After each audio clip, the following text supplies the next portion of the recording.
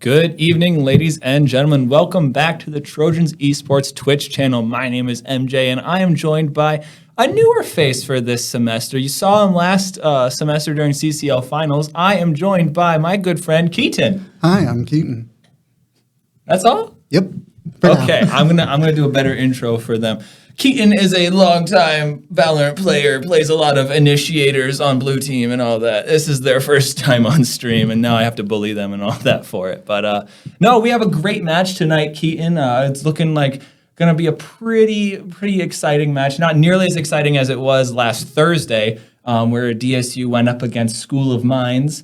I don't know if you were able to catch that at all, but School of Mines was able to do what previously thought to be impossible, and they beat Dickinson a couple weeks ago, one of our largest rivals. But then on Thursday, we were able to take it back in a pretty exciting fashion.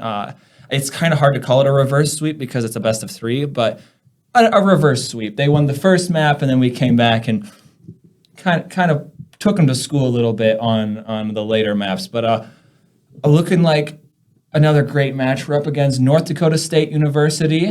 They're having a great season in and of themselves. They're currently 2-1.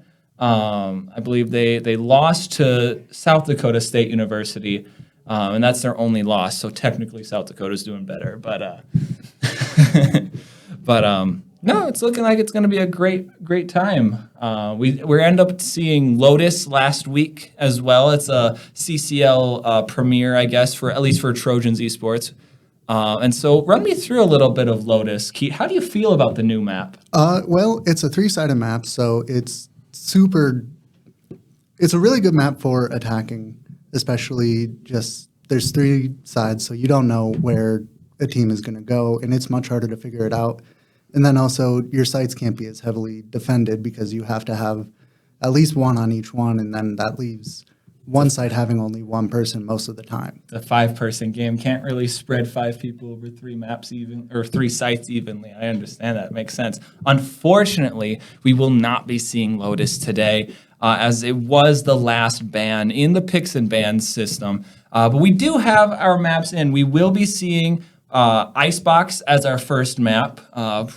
Relatively new compared to a lot of the other maps, but it's been in the game for a good while now. At least since I started playing. At least since you started playing. It's been in for a while, but I still considered it one of the new maps because I've been playing since beta and I'm still a silver plebeian, but it'll be a pretty good first map. Then we will be seeing Haven for our second map. Similar to last week, we saw Lotus, then Haven, then Split, and we'll be seeing Haven for our second map. That's another three-sided map. So what's kind of the difference between Lotus and Haven? Well, Haven has been out a lot longer since almost the release of the game, so people know how to play on it a lot better. And then also, there's not quite as many ways for people to get onto some sites as there is on Lotus, because Lotus has B-Site where you can get on there about 3 or 4 different ways, and there's nothing quite like that on Haven. Haven seems a lot more spread out compared to Lotus.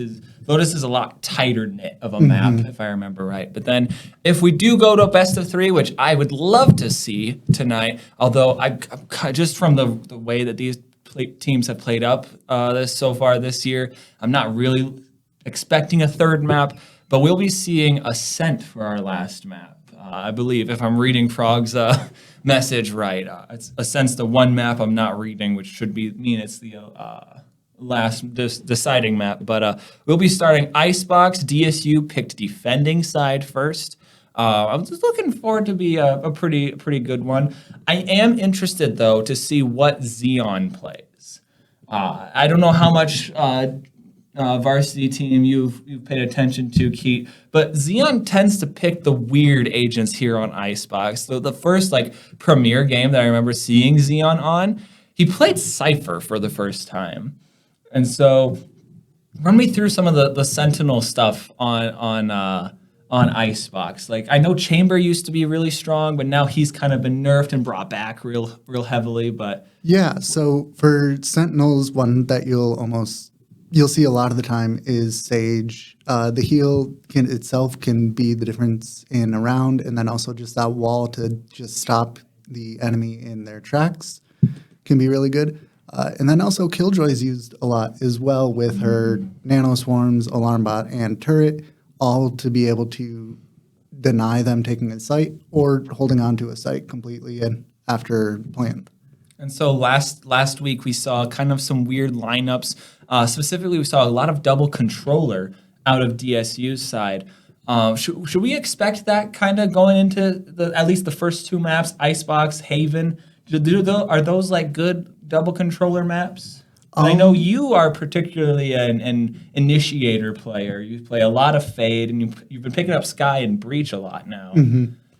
Yeah, I'd say for sure Haven would definitely be a good controller map, having those three sites. And if you want to go to one site and then you decide to switch it up, you have a lot more options when it comes to using the smokes, whereas some of them only have three or just like one thing that you can use. Icebox is a bit of a different story because there's generally on each site, there's only about one spot that maybe you would want to for sure smoke each time. So you can get away with only having one, but two does make it a lot easier for you to take and then control site. Now, one thing I do want to point out is I was watching some of the pro games earlier today, and they played Icebox, and they did running double controller, and we'll be getting into the game with hero selects here. But you know who they picked?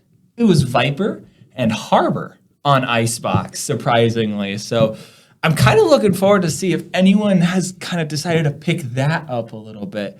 We'll be seeing Frogfan hovering his favorite pick of Viper, and Jamula locking in instantly onto the initiator. You being an initiator main, Keith, I recommend paying attention to Jamula. The dude goes off on like Sky and Sova and all that. I'll keep my eyes peeled. I'm expecting, as I say it, he blocks it anyway. I was going to say, I'm expecting Billy just to be tricking us with the Raze hover, but no, DSU is going to be opting in for a double duelist comp.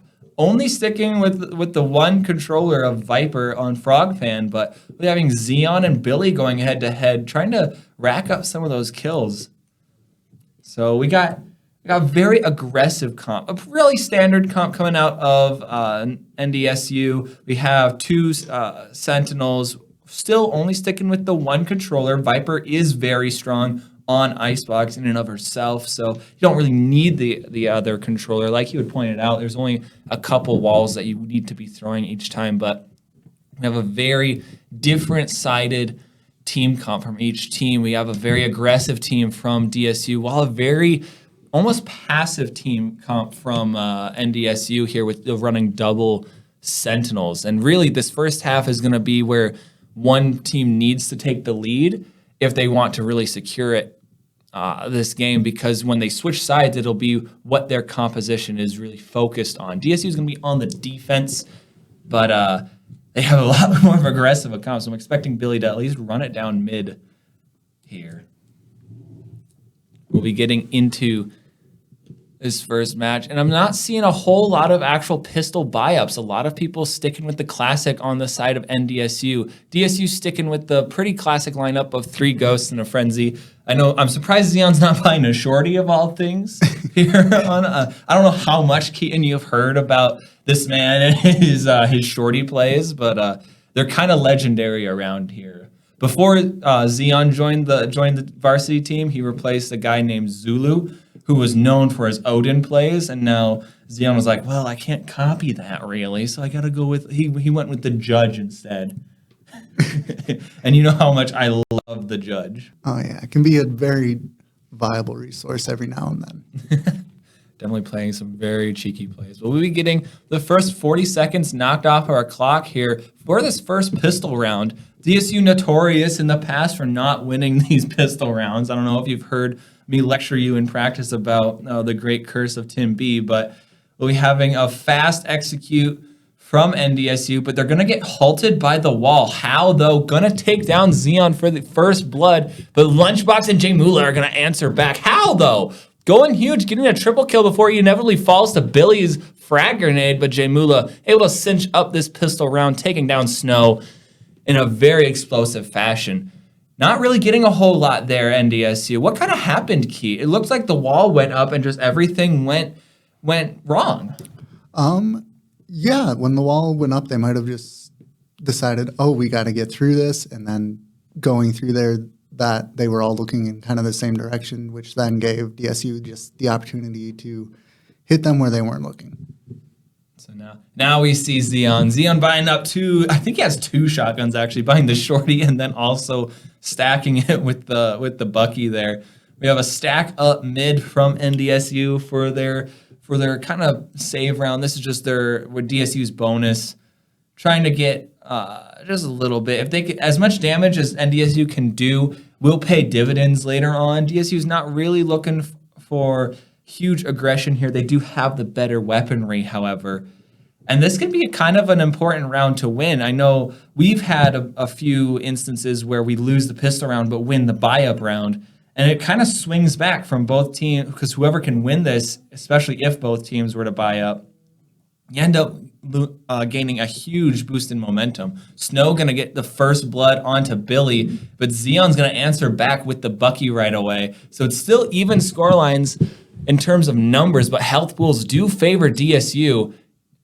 And Frogfan just going to be waiting with this Bulldog as the rest of NDSU push him. He's good for 1 before Royal sits him down. Jay Mula's here for the trade, though. Numbers are still in favor of DSU as Lunchbox and Xeon are going to sit down Royal and Zad to finish out their buy-up round. Still 3 players left alive. Pretty good weaponry coming into this, but this will be NDSU's buy round. So, Keith, what is the importance of this buy round for NDSU? Well, in this buy round, they're able to buy pretty much full util, complete armor, and then also any rifle that they want to. And using those gives them a huge advantage over DSU, who has Spectres, a Bucky, a Sheriff, and the best thing probably is the Bulldog. So they have just a great advantage when it comes to the amount of guns that they have. Xeon's going to get super aggressive. Is even going to just tank the recon dart getting revealed while picking up that alt orb. And we're looking at a lot faster of an execute from NDSU. They're going to be pushing up with their Viper wall. They're not going to get a whole much in terms of recon. Royal's going to be good for 1. If it's one thing I got to give props to NDSU is so far they're able to get first bloods each and every time. They're just not able to deny the trades. And now DSU kind of over-rotated, only leaving Frogfan on the B site as the rest of the team is going to rotate out. However, they're rotating extremely slow, allowing the timer of Jay Mula's rotate. And they're going to drop Frogfan, however. Numbers in favor for NDSU for the first time so far. And now they're going to re-aggress towards A. DSU spreading out. They really can go anywhere, so they need to be able to read this. DSU just waiting in the wings for everyone, but Drowsy's going to get the kill onto Billy, and with that, they will be executing onto the A site. Not a whole lot to stand in their way, however. Xeon is here. He has 1 smoke and 1 updraft available, but the spike will go down. Ice Wall is up to deny that avenue of attack. So DSU, Jay Mula, and Xeon going to have a lot going for them here. They really have to get, I think it's a double kill each. Jay Mula is going to be launching his dart in a kind of a strange way, but Zad and Snow are going to clean up this round. It was expected, however, for them to be winning this round. They did have the buy-up. However, Keith, they did it with only losing the 1 player. So what's kind of the impact of only losing 1 on their buy-up? Yeah, so only losing the 1 means everyone else will go into the round with their rifles once again, and then also some amount of their shields to where they might not need to buy it. And then just the money that they'll get back from that round and that they invested in it, they'll be able for all of them to now have full loadouts. And sure, DSU is able to have those now, but when it comes to the next round, if DSU does not win this one for sure, they will not be able to buy the next. It's a huge economic boon to be able to bring in 4 rifles after that buy-up round. Able to bring those 4 in, you're able to have a fighting chance going into this round 4, where you'll be clashing against similar weaponry for the first time since the pistol round. And it really comes down once again. Royal's going to take first blood. NDSU always consistently taking that first fight. Hal is also going to take down Frogfan, and this is getting scary for DSU. Billy's going to push through the Viper Orb, going to get traded out by Royal, however. DSU do not have the numbers, though, to be taking those kinds of trades. It's down to Xeon and their Sage. left in mid. Lunchbox going to be pushing through, similar to Billy, through the Viper smoke, but he's just going to be sitting there waiting for Royal to get a third. Spike will go down. It's down just as Xeon. A tall order for this man. He can definitely do it. Player like Xeon, can't ever really count him out. However, getting a quad, that's kind of a tall ask, especially when you don't have your dash up. You do have two people kind of aggressing him here. He is going to get spammed up, and this is going to look like a Xeon save. He's good for one, able to take down Drowsy, who's getting a little aggressive, trying to deny the hero rifle going into this next round. But as you pointed out, Keith, DSU kind of lost this round, and this was their buy-up round after NDSU were able to bring it back in their force-up. And now the scoreline is going to be tied. Xeon also going to fall to Hal.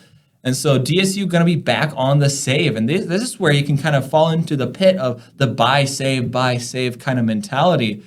And so what are you expecting to change from DSU now that they've lost that round?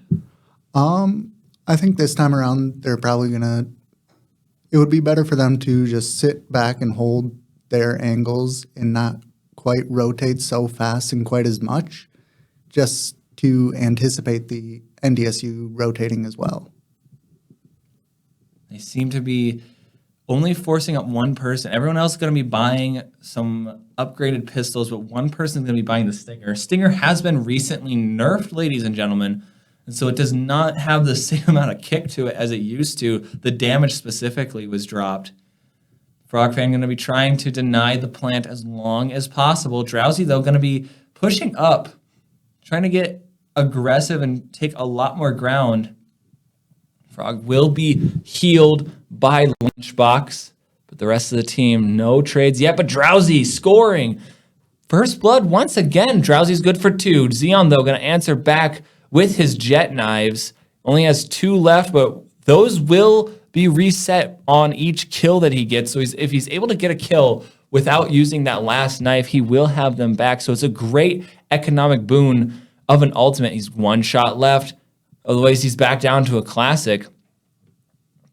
But the spike will start the defuse, but Diffuser has been killed. Royal and Zad going to be carrying their team pretty heavily, and Xeon going to switch to the classic as his knives fade away, and Zad good for 2 there. NDSU taking the lead for the first time since, actually for the first time so far this game.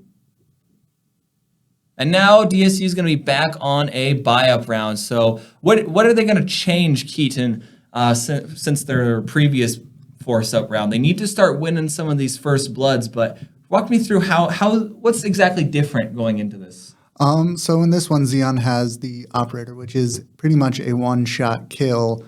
And with that, you're able to hold down just sight so much better and stop a lot of aggressing once people see that.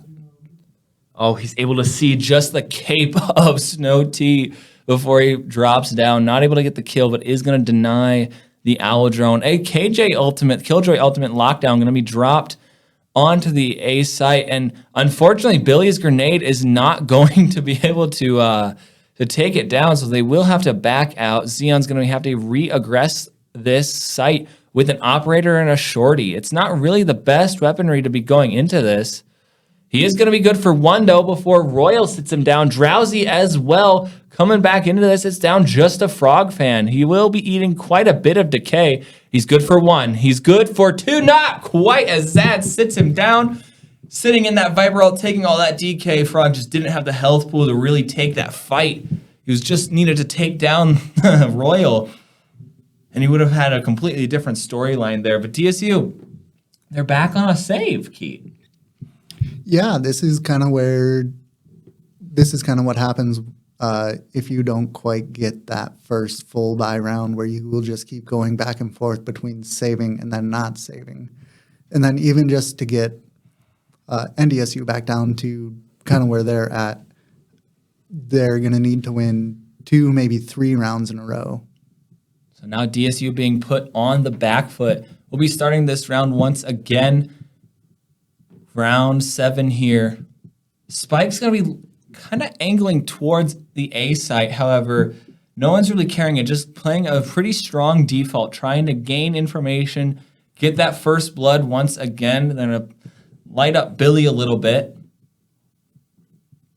But this is a much different round from previous rounds, ladies and gentlemen. It's a lot slower. As NDSU, I think they want to finish on A, but they don't really have the utility up. Now the execute comes in, and Drowsy's good for the first kill once again, but Billy's answering back with 2. Royal will get rezzed up, however. Zad able to get his ultimate online. And unfortunately, the Sage has already dropped for DSU, so no counter res. Snow T, though, going to be taking down both Billy and J-Mula. J-Mula's good for the trade, however. It's down just to Xeon and Frog Fan. This has been a very, very standard narrative so far this round of Xeon being one of the last players alive for Dakota State. Spike has been planted on A, and we're just waiting for Frog to clear out mid. No flanks quite yet. It's down to a Stinger, and I believe it's a Marshall in Frog's hands, which is a very, very powerful weapon in and of itself. Key, I know you're very fond of your Marshall. Yeah, it can be very good, at least in long range settings. However, in a setting like this where it's so close and you don't know where it is, you want to get rid of it, which is exactly what Frogfan did in exchange for a Phantom. Yeah, but the timer will be going down. I don't believe there's enough time to be taking care of these defenders, or I guess attackers who are now on the defense in the post plant. Yeah, Frog's just going to choose to pick up the Phantom and back out. An excellent save from DSU. They're able to steal that rifle going into this. That's 2,900 credits they won't have to spend going into this next one. However, DSU, this is a must-win situation for them. The economy is padded so well for NDSU that, I mean, they're able to sit comfortably. Any losses that they have, they're still able to buy up. I think 2 of their players are going to max out this next round, assuming they don't die. But this is a must-win for DSU. If they lose too many more, they're going to end up looking at having a negative half going into the second half of Icebox, which is not what you want. Again, this is kind of the half where neither team comp is in their comfort zone.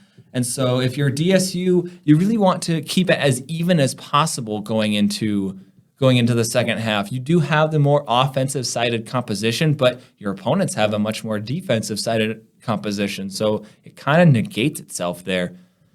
Spike will be hanging out towards the A site.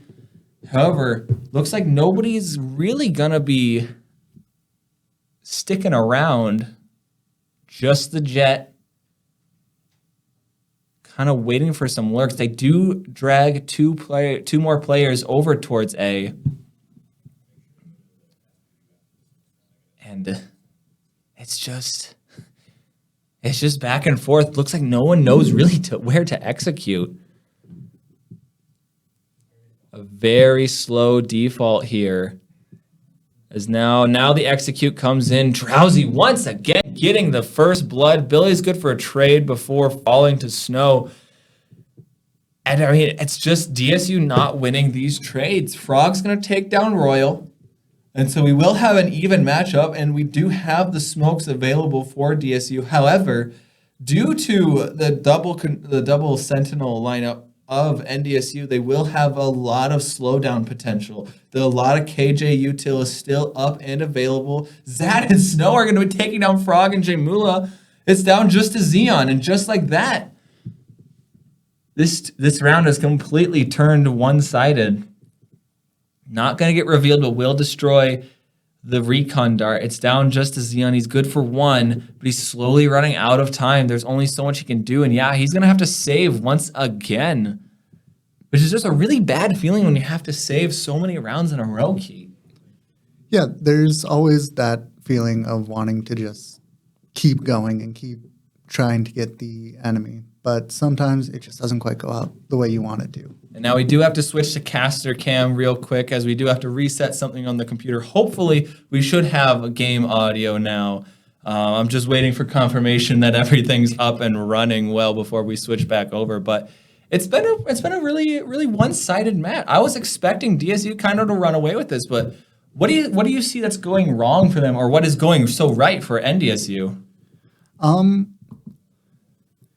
It might be, since they are such a offensive-sided team, that they're trying to sit back and play defense when in reality that's not what they are built for. What this current team comp is built for, to just execute onto a site. And I mean, right now, I think they just need to be like pushing up more. yeah, pushing up and taking more control of the map would definitely do them some good.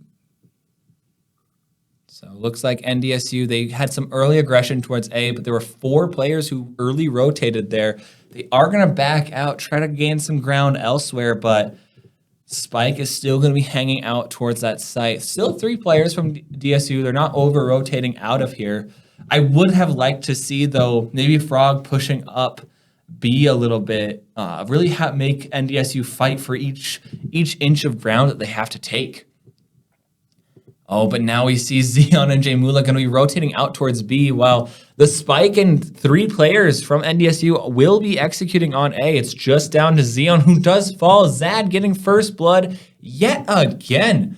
NDSU constantly getting these first bloods. Jamula, again, good for a trade. It's Zad and Frogpen back and forth. Frog's down to very low HP, but he's still alive. Numbers are even, and he will have a heal from his teammate of Lunchbox. So it's a fairly even match so far. We do have a res, but as he reses Xeon, Zad's going to find another one, and Jamula's going to end up losing his life. It's down just to Xeon and Frog, but Zad, he's on a 4K. Is he looking for an ace?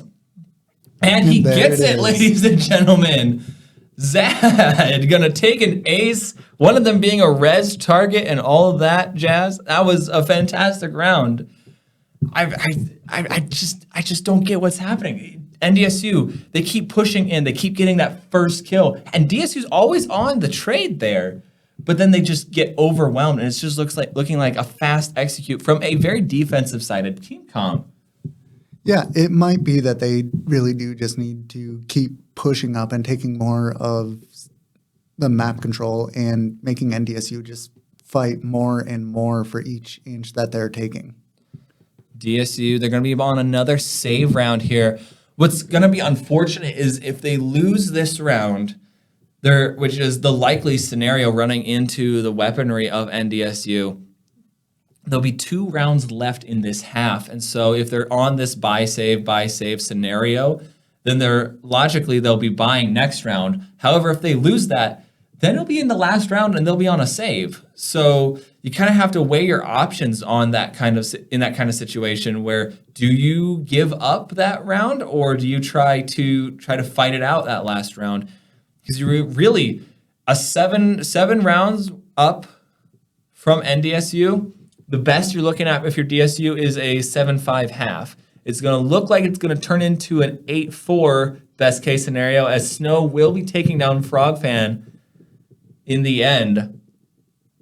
However, an 8-4, that is a tough scoreline. You much prefer the 7-5s. And we saw this last week on Lotus, where Colin and I were talking about the difference between a 7-5 and an 8-4 is such a drastic change, because if you're in a 7-5, you end up winning pistol round potentially, and now you're back up, you're tied, you're right back in it. Where if you win pistol round on an 8-4, you're still down by 2 rounds. And that's assuming you even win the bonus. DSU are going to be choosing to buy up this round. Xeon also, he's going to look away at the wrong time. He does have the operator in hand, kind of securing B all on his own, just with the presence of that weapon alone. But I think, yeah, the standard play from NDSU has just been execute on to A, as Hal and Snow are going to get first bloods once again. Shots going wide for Billy there. Drowsy's going to be good for 2, and that will be a flawless round, bringing NDSU up to 9 rounds in this attacking half. And now DSU's broke. It's last round in the half. NDSU has won every round after the pistol and buy-up. DSU just having to scramble for cash.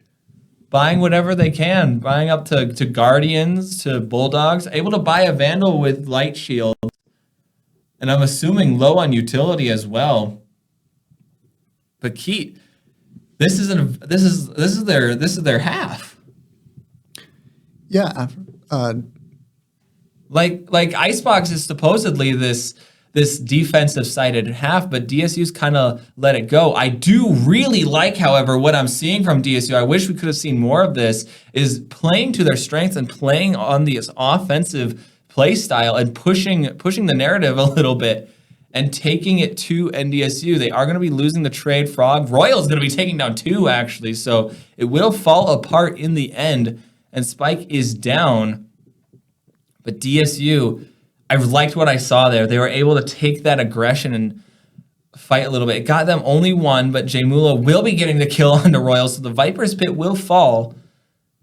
This is definitely doable. He needs to take down the turret and really just needs to cover Lunchbox as he tries to get this defuse. Though Zad up top is going to get the kill, and Snow will drop Jamula, bringing it to a 10-2 half. And that is a devastating half, Keat, as we saw last week, or I guess it was just on Thursday, where Lotus, the first map DSU has ever dropped in the regular season all year, they dropped it with a 9-3 half. They were able to bring it up, granted, to an 11-13 game, so it was definitely a very heated match, but a 9-3, and now we're going into the first map of this match, and they're 2-10? Yeah, these first couple rounds are going to be absolutely huge for DSU to win, not just in terms of buy, but also just their mental and how well that they continue to push through. 10-2 is a long way to go to even get caught up, let alone to win. Because you can't really drop a whole lot. If NDSU, they play to their strength, they play to this defensive comp, and they win this pistol, they're likely to win the buy-up as well, and then they're sitting on match point, or map point, I should say, in which case you have to claw your way up back 10 rounds simply just to go to overtime? That is a huge hit to your mental state, as you pointed out. Billy, though, is going to get the first blood, the first blood of DSU. It will be on B, and Billy's going to be hunting for more, taking down Snow. It's just left. They do have the KJ of Hal still sitting on B, who is going to be good for 1. Billy, however, is going to be scaring him away.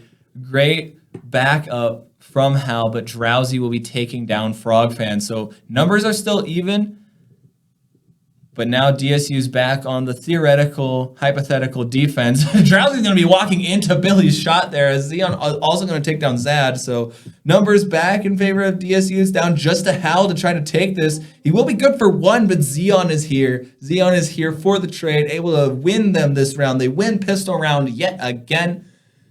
And now DSU, they have a long way to go, but that's an excellent first step into taking this back. I don't think the ghost of Tim B, for those who are long-term viewers, I don't think the ghost of Tim B is very happy with DSU last round. They won the pistol round, and so he cursed them with a 10-2, but they won the pistol round again.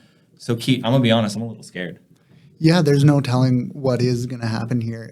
They will need to keep winning these rounds if they want to be able to stay in this. We're having Spectres, one player buying up to the Bulldog as well. Watching mid, as I'm loving the aggression, the 4-man flank from NDSU.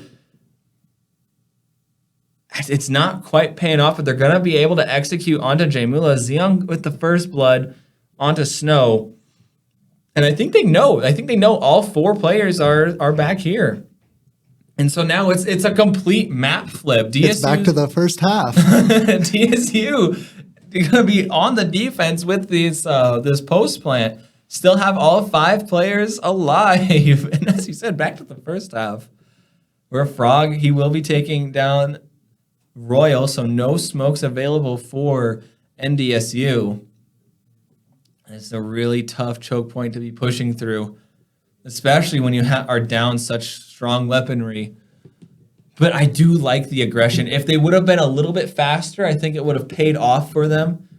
However, just not able to execute too fast. It was Zad and Hal will be losing their lives to the bomb. which I guess is a little bit better than dropping yourself to the opposing player, as Jaymula was able to get a kill there. He is going to have 2 ultimate orbs now. Going towards that Hunter's Fury, I believe is what it's yes, called. it is, yeah. Yeah, you're the initiator, man, so I'll leave that to you. So DSU, once again, they win pistol and they win buy-up. To be expected after winning pistol, but now NDSU get to play the game again. They have the Phantoms, they have the Vandals. However, Hal can only afford Light Shield. He is playing Killjoy, who is a very expensive character to be playing. You have to basically buy her utility each and every round. Snow, however, proving the point that once they have Vandals and Phantoms in their hands, they're just going to be taking these first bloods away from DSU. Will be dropping Billy it was in mid, as Billy was trying to go underneath tube to try to get to B. It looks like it's still leaning at a B execute. The spam from Snow, though, is going to be taking Lunchbox down to 11 HP. He is playing Sage, so can heal himself a little bit, but unfortunately, I think he's going to cap out at 35, 40 HP, so not a whole lot in the way of health for Lunchbox, and it's going to be another 40 seconds before he can really heal himself again, but Royal is going to be taking down Frog Fan, so numbers are slowly dwindling for DSU, and all 5 players are all still standing, still relatively healthy for NDSU.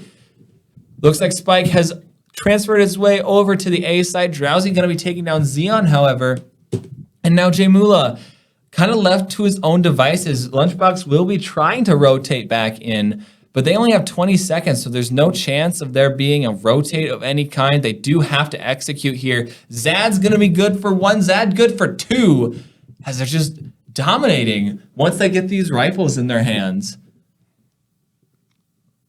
DSU, though, going to be up to their buy round now, so it's going to be even footing for both teams. Hal, I think, still going to be sticking with the Light Shield. He has the money to buy up to it, and especially since you're going to be going into kind of this... no, he will be buying Drowsy instead. I'm going to say, I don't think Drowsy... at 5 of 7, not quite close enough to try to be playing for those knives. So we'll be buying up, and Hal will be sticking with Light Shields, which is probably not the best, but especially going into similar... armaments from DSU. Snow, though, good for the first blood once again, but Jaymula's good for the trade. Health pool still looking pretty for most of DSU, as they do take down 2. Xeon and Jaymula, good for another, as it's down just to the Viper and Killjoy of Hal and Royal of NDSU. Still plenty of util available for DSU, however, as Jaymula is going to try to scout out some of the players. He's going to get the tag onto Hal, forcing some of the time to still whittle down. Xeon, though, just playing around this Viper. Is going to peek out, taking down Hal and Jaymula. Good for 3 this round. Going to be taking down the last player alive of Royal. Royal kind of stagnating now that they're on the defense. Royal was one of the stronger components of NDSU's attacking side, but now Drowsy, not being one to drop as he is the jet carry, has now made quite a significant comeback. And so DSU, they do win that round, which is a very important round for them, as if they lost that, they'd be on match point on a save. But now they'll be going into some more Phantoms, some more Vandals, but still not quite the perfect buy that NDSU would be hoping for.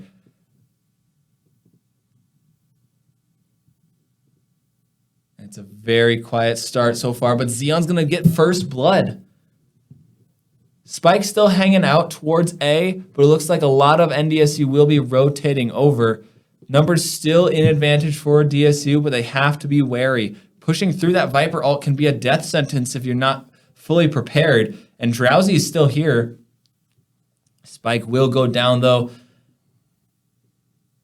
And all is going well for DSU. However, Royal on this flank, pushing through very slowly through DSU's spawn, as the rest of North Dakota State is going to be just playing really slow on this retake. Jaymula going to take down Drowsy as he tried to peek his way through. Billy taking down Snow.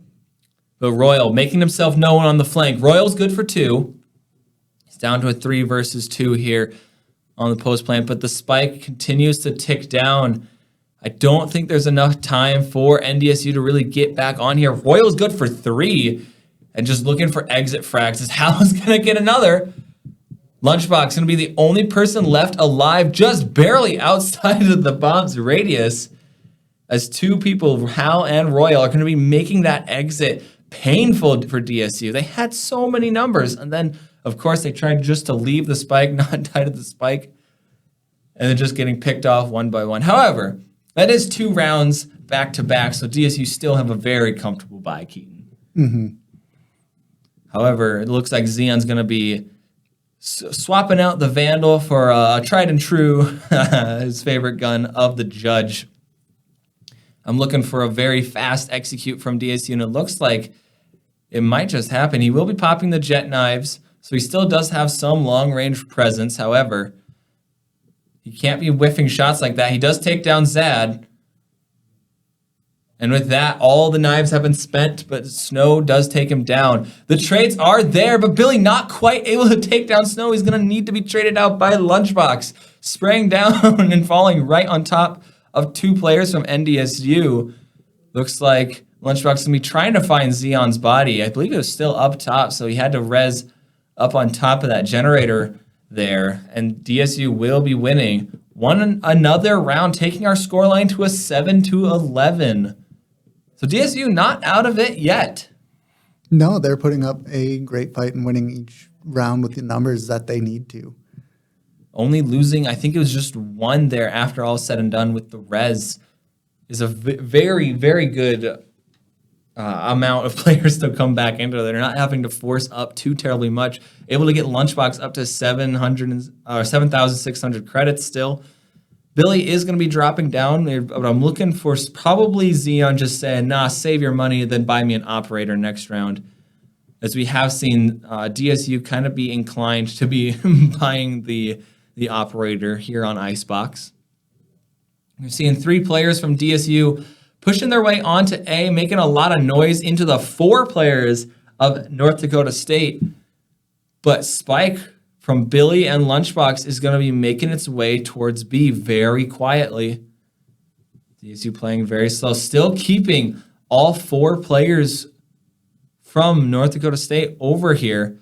Drowsy's still going to be getting lit up. DSU, only Xeon really taken, or no, not even Xeon. That's just Drowsy. I'm still getting confused with the colors here. As we started DSU off on the defense and now on the offense, but Spike will be going down. Hal making the call, but Xeon has stuck around. Xeon's here for the flank. Oh, this is a very good flank from Xeon. He needs to not get spotted though, and Billy will fall. Drowsy getting the long-range Spectre. And now all 5 players are alive and well until Jaymula and Drowsy go back and forth. They will be popping the Viper ult to try to watch some of the, or try to cover some of the plant. Xeon going to abandon his flank and make his way down. They will be taking down Royal, so Frog has evened it up, but Zad's going to be good for 2, and they will get the defuse. I think there's just enough time left. Yeah, only 0.5 seconds left. And they will be taking us to map point. Now, Keith, if DSU drops this will be only their 2nd map ever dropped in their regular season in the past 2 semesters. So this is a big deal. Yeah, that's honestly just a huge feat to come by. Even against some teams, there's just nothing you can do to stop them. But then there always is something that you can do. Somehow NDSU has put a stop to all of DSU's shenanigans. Lunchbox and Frog not having that good of a game, as all players from NDSU are going to be having a double-digit scoreline, at least in terms of kills. And it looks like DSU, they're going to be executing onto A. But Drowsy, it's just these first bloods. It's just the first bloods. They're able to get so much damage, and Roy will be taking down Billy before the ultimate can pop. He popped his showstopper, however, he died before doing it, falling to the judge, and Drowsy, good for 3, good for the last kill, and closing out Icebox. So DSU dropping the first map of this series, ladies and gentlemen. And wow, that is a fantastic showing from NDSU there. Look at Royal, look at Drowsy, both on 15 deaths, but 20 and 18 kills. Royal, I'm just assuming that Royal didn't have to buy his gun nearly as many times because that's what combat score is really determined by. But dang, Drowsy dropping a 20 bomb here. And that was a very confusing round as NDSU just seemed to have an answer for everything DSU would throw at them. Yeah, it seemed like, especially on defense, DSU was just getting kind of shut out by anything that they tried to do. But we will be that won't be the end of this storyline. We saw it last week. We'll hopefully see it again this week of DSU coming back into it. Stick around as we do still have plenty of more Valorant here on the Trojans Esports Twitch channel. Next, we will be going to Haven, but we're going to throw it to a quick break here as all the players, they need a 5-minute break before each game. And so we'll be right back with some more Valorant, ladies and gentlemen. Stick around.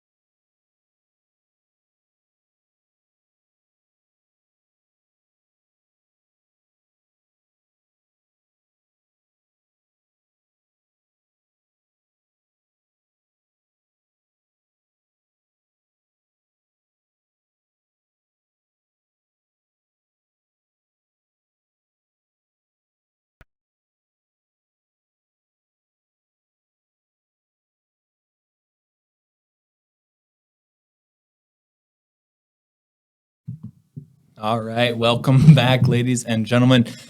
Looks like the teams are starting to get lined up to be going into Haven after DSU were unable to secure Icebox. NDSU was able to come back and really throw some curveballs at DSU that I don't think we were quite ready for. The double Sentinel comp must have had something that I'm not picking up on, but we'll be leaving Icebox in the past. It It was just their warm-up game. I'll say that.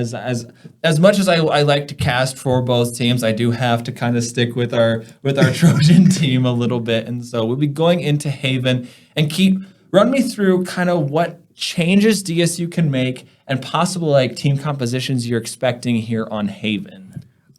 So here expecting to see some type of difference in the overall composition, where last time they were running 2 duelists, it'll probably drop down to 1 more than likely, and one of them will be replaced by some type of controller.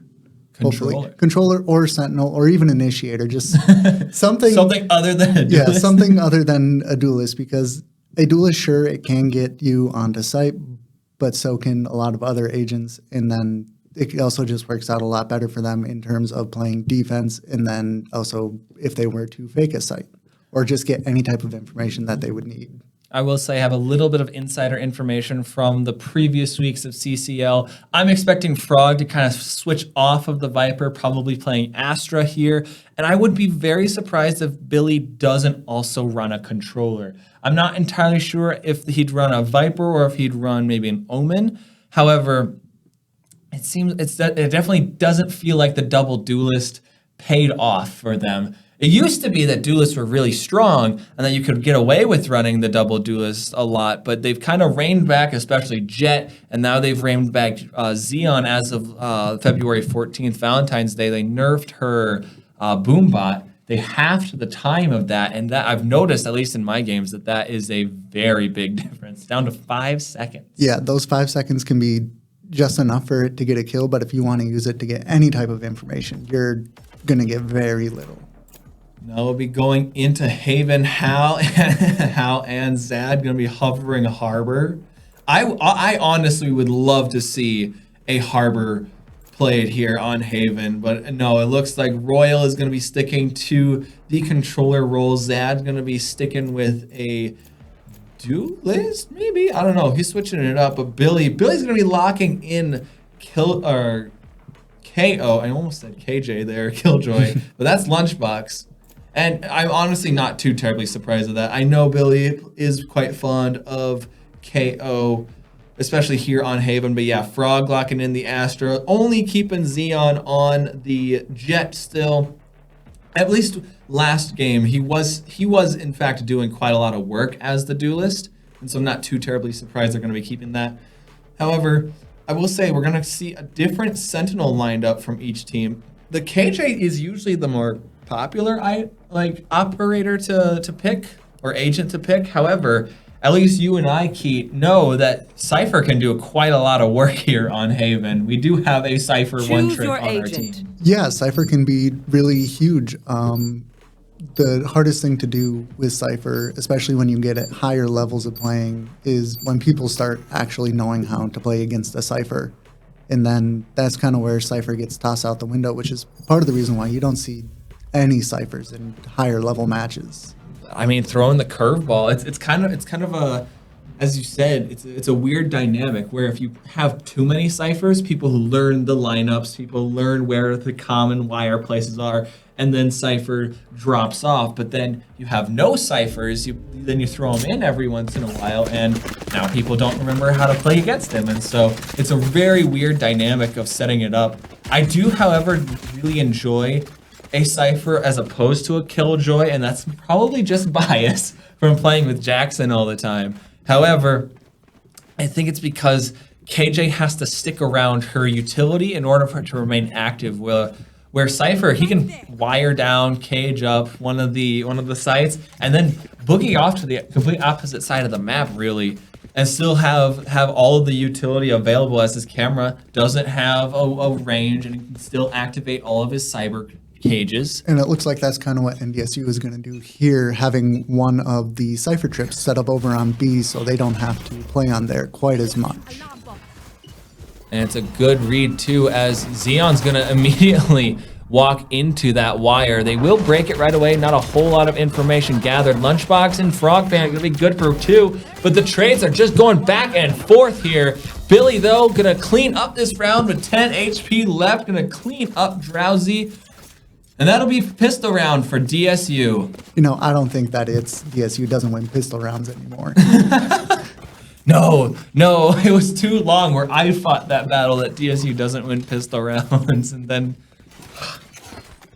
no, but I do think with Tim, especially Tim leaving campus at DSU, he's a full online student now, if I remember right, or he graduated. I don't remember why he left, but no, with that, I think the DSU doesn't win pistol round meme is thoroughly put to rest, but NDSU getting really aggressive out mid, out onto grass. They're going to be pushing up all the way into a window already. It looks like DSU will kind of be anticipating that and going to be rushing up C site. It's down just a Frog and Billy to hold off this flank. Or not Billy, Jamula. The spike will go down. A few shots going back and forth. But really, health pools are all good. But no, we have 4 people on the flank here. And Frog just trying to do something with this Bulldog here. Gonna vortex people into it, but Xeon will be the first to fall this round. Zad with the Sheriff will be taking him down. Frog's good for 1, but Lunchbox and Jamula gonna be on the saved, and it's just down to the Jet, who's gonna be backing out of the flank, gonna be opting towards Garage. He does have a Spectre, and Jamula, wrong time to pull out the knife. Still 2 players alive for DSU, and Billy gonna get the Sheriff kill to clean up this round. They win the buy-up for the 3rd time in a row now.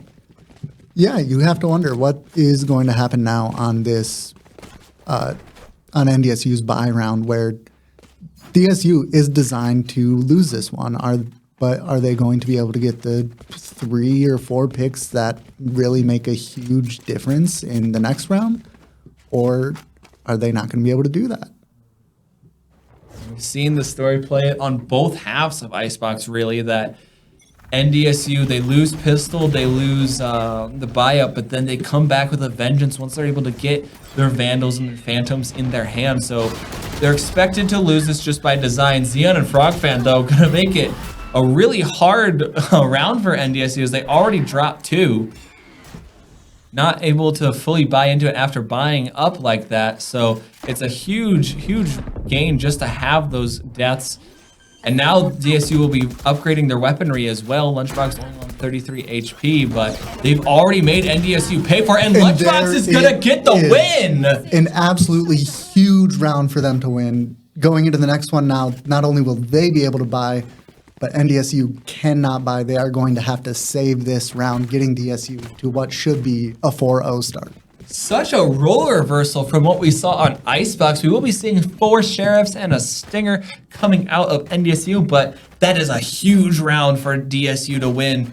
They like you said, they have the buy now as they were. That was their bonus, but they've just run through, able to upgrade the weaponry, and now NDSU's on the back foot for what feels like the first time this whole series. Frogfan's gonna be good for 1. Frogfan good for 2. I think if their breach there had stayed and fought, Frogfan would have went down, but Snow, he's gonna back out. Frog's good for 3. Xeon gonna steal the ace away in Garage as the spike's gonna go down. Hal's gonna finally put Frog down, as well as Jamula. They are spamming him up though. He's good for another. Hal doing the impossible, getting a triple kill, making it hurt for DSU. Although they should be able to still have a bye next round. It's gonna be a little bit of a more awkward bye. Hal's finally gonna be pushing through, but Xeon's gonna spam the smoke a little to take him down. Winning the 4th round, gaining a 4-0 lead in favor of DSU. And yeah, they definitely still have a bye. Still comfortable. Lunchbox sitting on a mountain of cash there. I would not be surprised if he ends up buying Jamula so that he doesn't max out his credits there. But Keat, we'll be seeing another very even matchup. It's a very important round for both teams still. A little more so in the for NDSU as they will be put on another save after this. But this is surely going to be a fireworks show of a round. DSU going to be aggressing towards A. a very fast aggression too. Drowsy's gonna get the first kill. He's gonna be good for 2 and is gonna make it out pretty much unscathed. And that is devastating for DSU, as now all of their momentum coming in from this last round will be halted. And what's unfortunate even further is that they do have a flank, so they can't really back out of A without having to fight for it. It is just the Cypher, but Hal is no slack when it comes to his ability to aim in this game. He's going to be playing in such a corner that really DSU's not probably going to expect it. Lunchbox, though, going to be opening up A a little bit, taking down Drowsy, and that will earn him his Killjoy lockdown. And now DSU, Zad looking for one. He's going to find Billy. It's down just the Frog Fan and Lunchbox, as one player has been detained. I think they knew he was back here, but they did not count on Hal as well. So Lunchbox is going to lose his life, and so will Snow. Or Snow will be taking down Frog Fan, I should say. And that'll be the first round win for NDSU. And now I'm expecting Lunchbox to be able to buy at least one player. However, due to the force-ups that we've been seeing and people continuously buying and not having super clean rounds, DSU is going to be on a very awkward buy here. It looks like they're going to be forcing up regardless, as Lunchbox will be buying Frog Fan down just to Billy. Or no, I guess that is going to be Lunchbox. Lunchbox will be buying the Spectre, dropping his Phantom to Billy. And it's kind of sharing the wealth, I guess, as he was able to save so much money. DSU defaulting quite heavily, as we have a pretty heavy stack towards the C side of the map. We have 2 players on C and 1 in Garage. The Breach kind of leaning over that way. Interesting to see if DSU can read this play from NDSU. Spam up the box, is not able to get the tripwire, however. So he knows no one's sitting back there. However, the recon ability of the Cypher player is still going to be up and available. They do take down 1 wire, however. I was watching B. Still, no one has fallen yet, and we've seen a little under a minute drop already. 45 seconds and counting. Looks like DSU going to be finally hitting a site and executing onto A. Blinds come in, and Zeon's able to get first blood. Jay Mula catching Snow as he tried to back his way out. Gonna bank his Fade Snare. What's that ability called, Fade? You know, I'm not 100%. Key. I'm not 100% sure what it's called. All I know is that when it does grab them, it takes down a lot of the enemy's health, giving them the decay effect. Gosh, you even call yourself a Fade main? Of course I can. Of course you can. Do you know the abilities, like the other abilities names at all? Yeah, it's the Prowler and Haunt. Prowler? Are they actually called Prowlers? Yes. Oh, that is the actual name. I thought that was just the nickname everyone gave them. But DSU, they're gonna be winning this round in a very heavy fashion, as all 5 players are gonna be able to remain alive. Both the Cypher, Omen, Hal, and Royal going to be choosing to save their weapons going into this next round, which is a very important round to win, as they still kind of have the economy to come into this, especially since Royal and Hal saved. They are able to buy their teammates some weaponry, so DSU not out of the woods yet. They're still going to have a very competitive round going into this. And we'll see what DSU can kind of pull up. Looking like another default, as... Oh no, oh, we have a tech pause, as I believe someone's computer crashed with 5 seconds remaining, so we'll hopefully get back into it. But we're seeing a very different narrative here on Haven Keat from what we saw on Icebox. Hopefully that'll keep going for DSU, but What's kind of changed? We're still seeing NDSU be very competitive with those Vandals and Phantoms in their hands, but really it's a very different story we're seeing. Yeah, I think a good amount of it comes down to just the overall team comp of DSU. a lot more spread out, and they're not so much attack heavy or defense heavy. They're a nice mix of both, so they're able to shine on both sides of the coin. And now I want to call out some of the differences. Now that we've talked about the team comp, is I think the only person that they have that is similar on each team is their duelist of Jet. Which duelist, it can kind of mix and match whichever ones you really want. But I mean, we're seeing different initiators, we're seeing different sentinels from each team. So we have KJ versus Cypher. We already talked about some of the differences there. But Astra versus Omen. I'm more of a controller player myself, and they both kind of fit a similar role, I guess. But Astra able to bring in a lot more, I guess, stall utility with the Vortex and the Concussion, where Omen has a little bit more mobility. But run me through some of the differences in the initiators chosen from each team. Yeah, so on DSU, you have Fade and KO. Fade has her Prowlers and then also her Haunt right away, which you can use to pretty much find out where anyone is at any given moment. Well, not any given moment, but just about. And then KO has his powerful flashes and then his knives, which shut down the opponent, which is a great counter for Cypher. If you can find where the Cypher is, you can shut him down. Because the suppression from KO knives, you don't have to kill the Cypher for his utility to be turned off, basically. And when those wires are turned off, they lose their invisibility as well, so you're able to take them down relatively easily.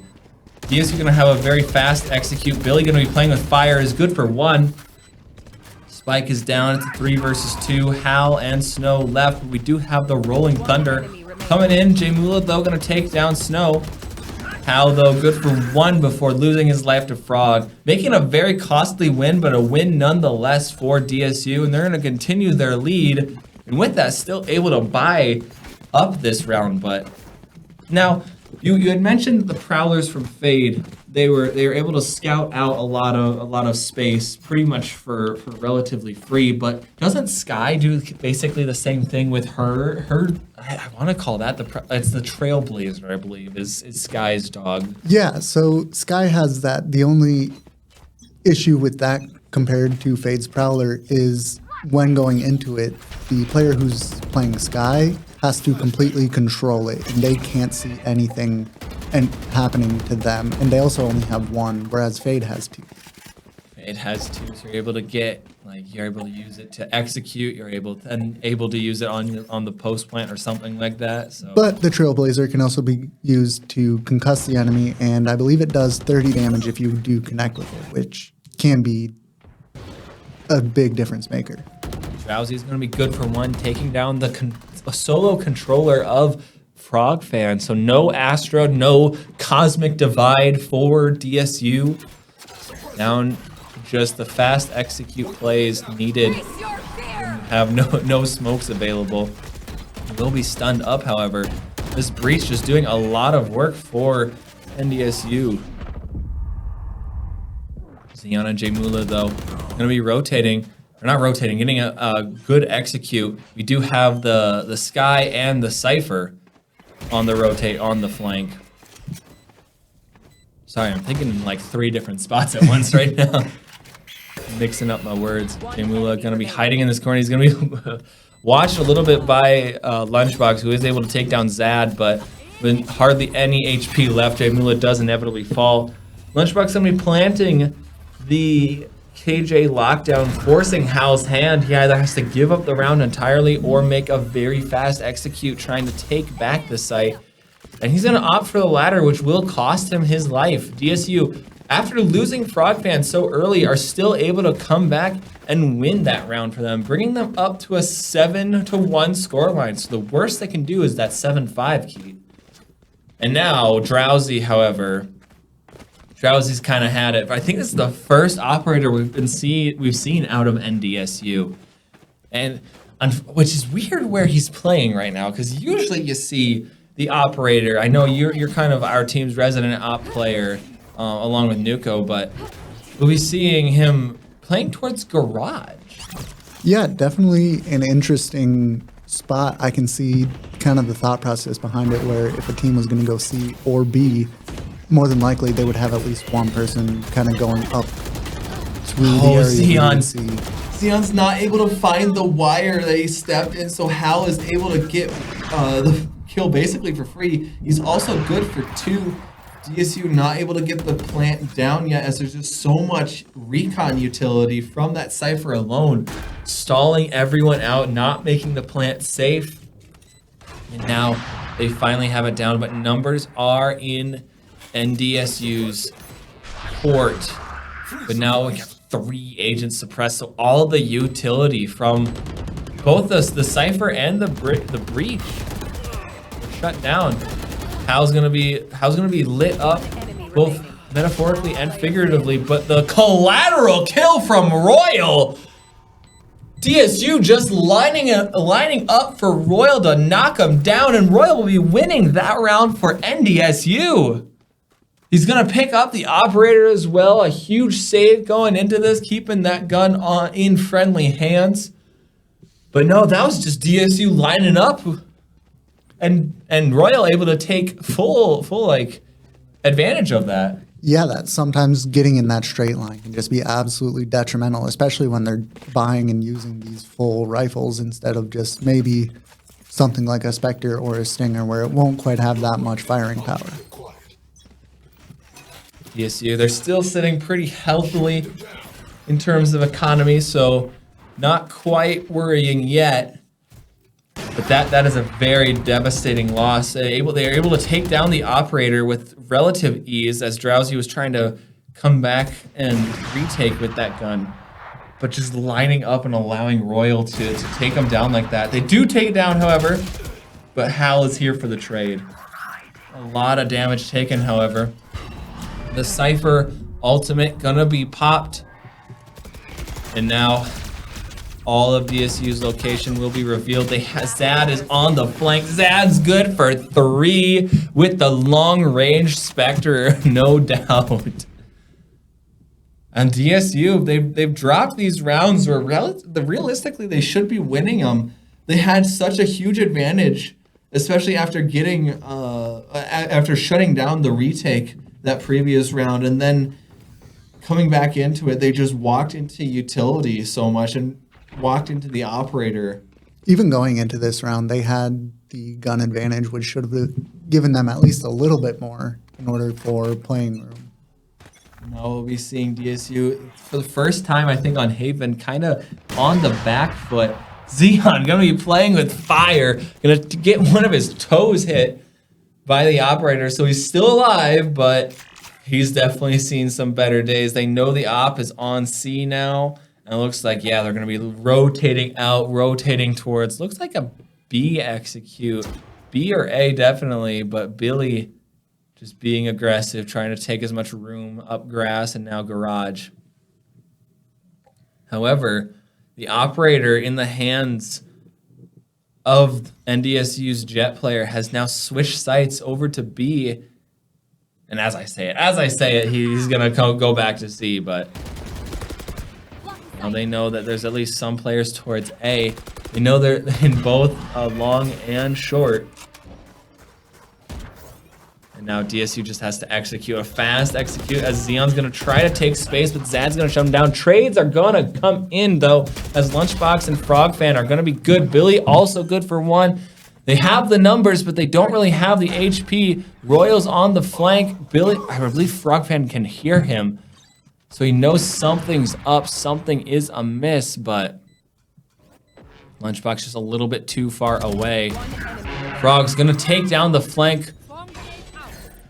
And it's down just to Drowsy, just to the operator to try to retake this. And he's looking in the wrong direction as Billy is going to take it down, taking DSU now in almost a reverse of Icebox to an 8-3 scoreline. We'll be seeing if they can knock that number up one more. We'll be seeing a 9-3. Yeah, even if they do get the 9-3, it may not end up being so well for them just because of what's commonly known as the 9-3 curse, where one team, they'll get 9-3, and then the team that has 9 will somehow lose the coming rounds as the match goes on. 9-3 curse is definitely a scary option, but Frogfan, I believe, is a very strong proponent of the 9-3 curse being a fake. He is going to get the first kill as well onto Snow, but no, Frog doesn't believe in the 9-3 curse, and I've seen it bite them a couple times. I think 9-3 curse does kind of come down to when the team that has 3 does end up winning that third round. If they win it at the very end, they can take that momentum and go into the next one. But in this case, if it does end up becoming a 9-3, DSU will still have that momentum that they initially got to go into the second half. You should run. Attacking Killjoy will ultimate will be planted Just just to kind of keep the players of NDSU at bay.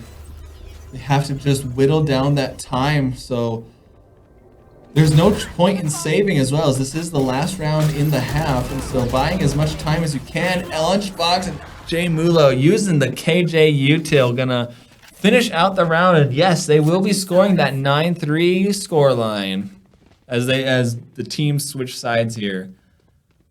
What a half! What a comeback from DSU when it comes to the different maps. I mean, I have to check real quick to see if Haven was their map pick. Yeah, this is DSU's map pick, so we're definitely seeing a bit of a comfortability difference coming into this second map, and we'll see if that can transfer over to Ascent as well, if and when we see that.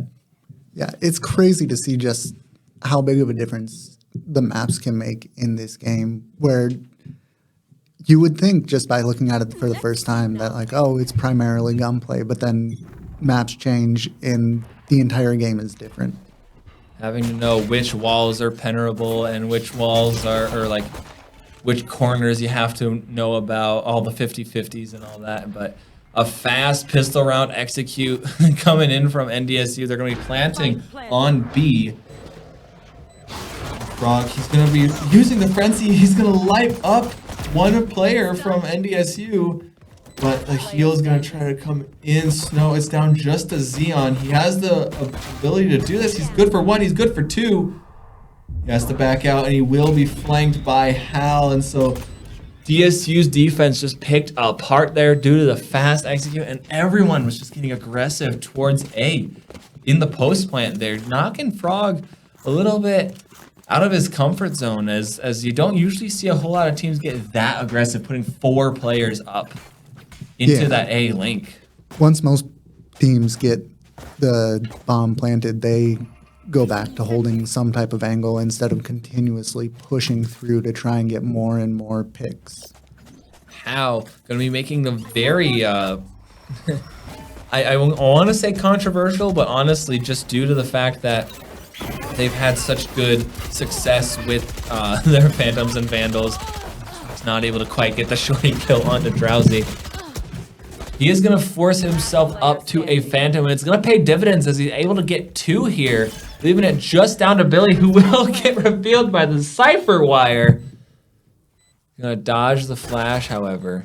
It's down just to Billy, a classic in hand, no hopes of getting back into this. Zad's going to finally sit him down, and it's a very risky play that Hal just tried to pull off, and he did, with flying colors of buying that Phantom after or in your bonus round or buy-up round, just due to the fact that if you lose it, that's a really large investment just down the drain.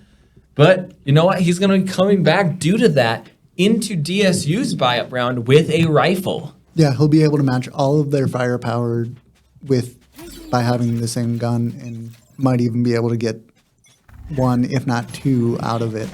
Hal's no pushover. We saw a lot of work from him on Icebox, and we're seeing it a lot here now. Xeon and Billy, though, gonna get wall pens themselves, taking down Snow. Royal's good for 1, however, no flawless for DSU, but they have a firm grip on this round. Spike is down, out grass. No one from DSU is gonna be really watching it, so Hal is gonna have a pretty easy pickup here, and Jamula is gonna get the white swing from Drowsy, so it's down just to Hal, the man we were just talking about bringing in the Phantom.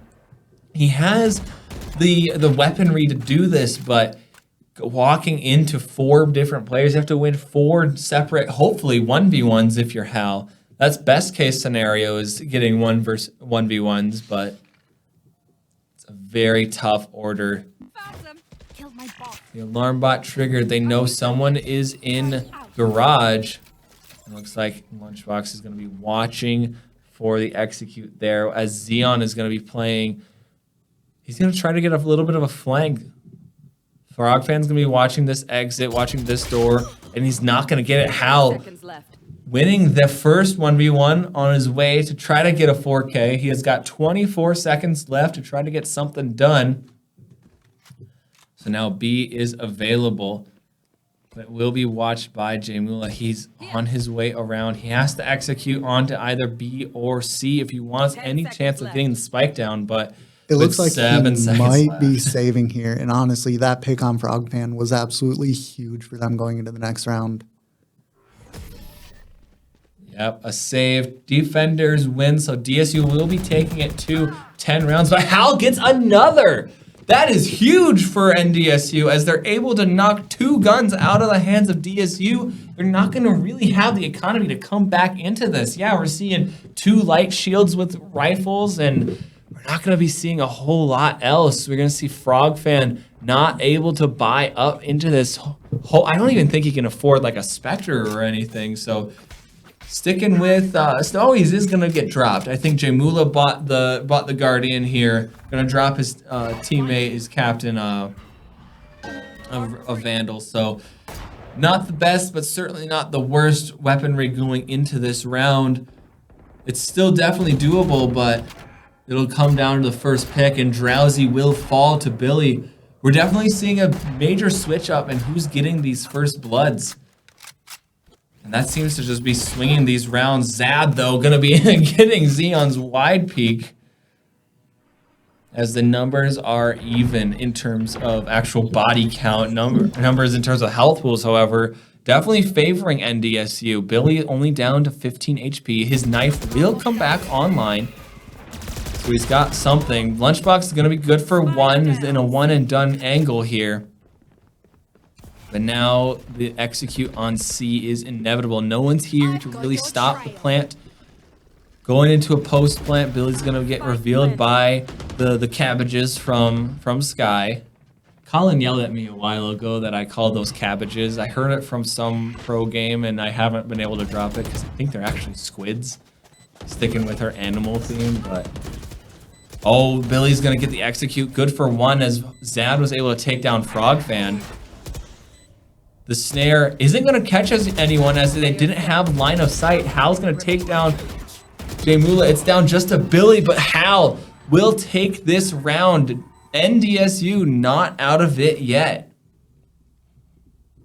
And that's one thing, ladies and gentlemen, and Keith, you as well, that the abilities in this game use quite a large amount of just line of sight based seeing. So even if you're like in the area, like if you can see the visual effect of certain abilities, if you can't see the center of it, like we saw with that snare, it was behind the ledge there. So it didn't actually snare anyone. It didn't decay any of their health. It didn't do anything. Yeah, it can make, knowing that can make the huge difference in just kind of how you play and what information that you actually know after using some of the util.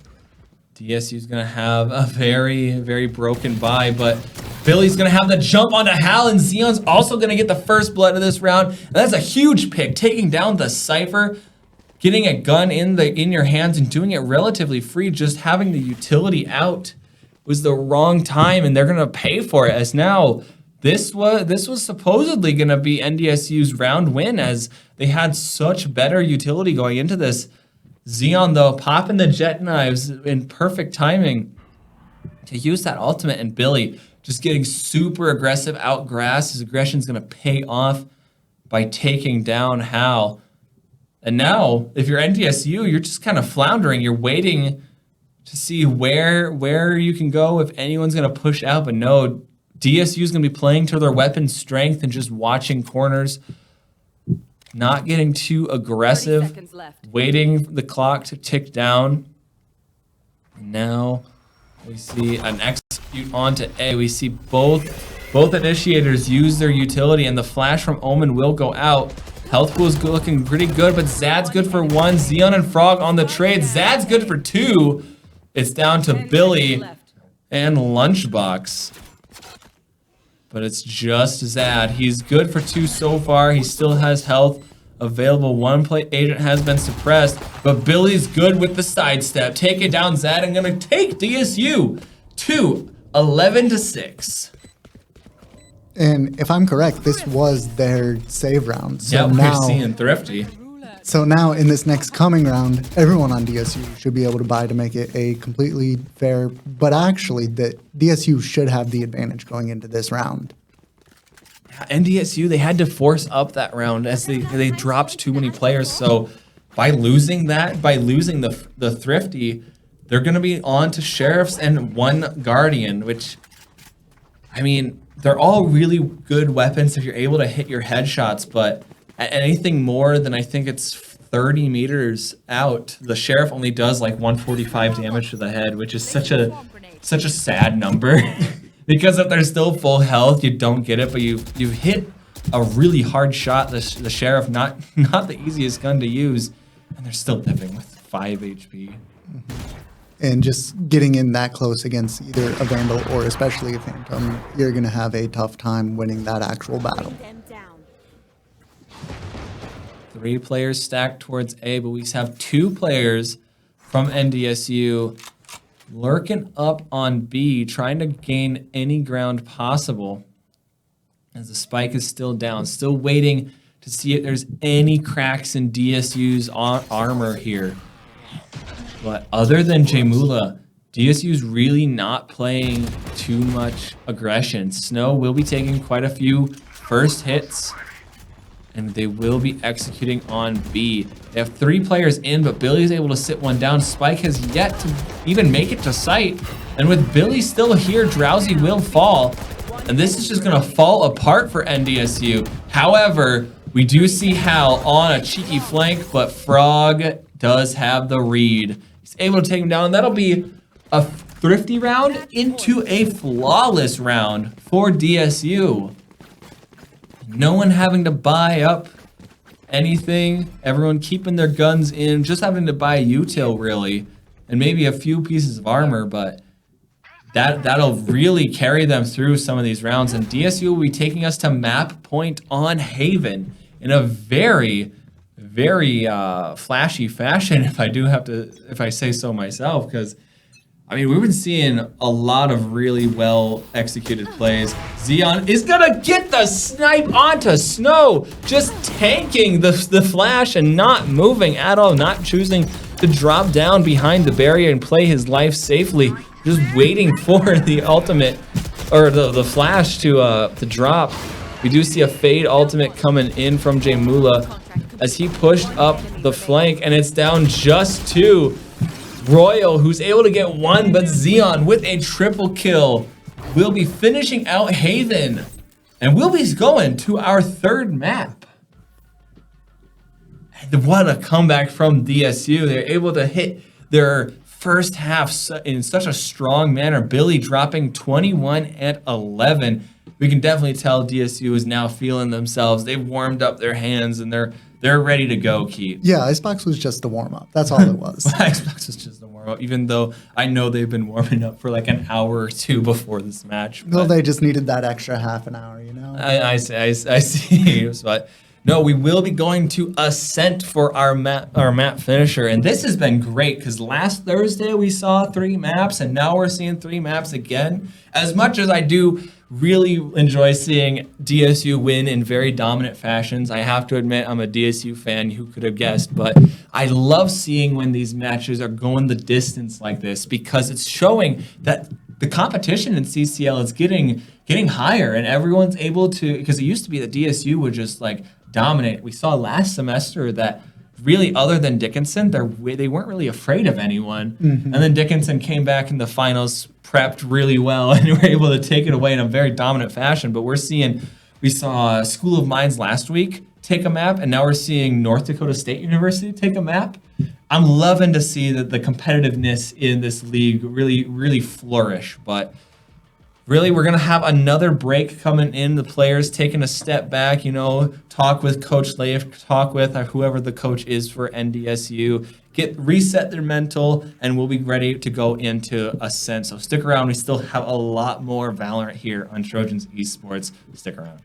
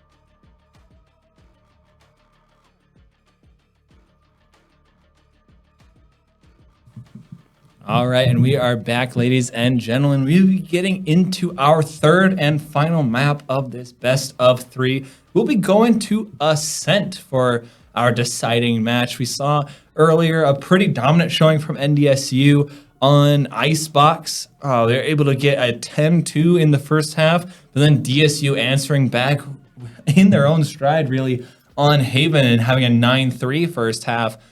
Fortunately, Frog Fan was proven right tonight that the 9-3 curse didn't strike or anything like that. I think it's just luck at this point, Key. I still believe in the 9-3 curse, but hey, DSU won anyway. Yeah, 9-3 always seems to come down to just a complete mental game. And if the team that's at 9, if their mental is strong enough to withstand that, then they have a good chance of going through and actually getting the victory there. If you acknowledge the curse, then it happens. If you don't acknowledge the curse, then you're fine, I guess. Something like that. That's about the way it goes, yeah.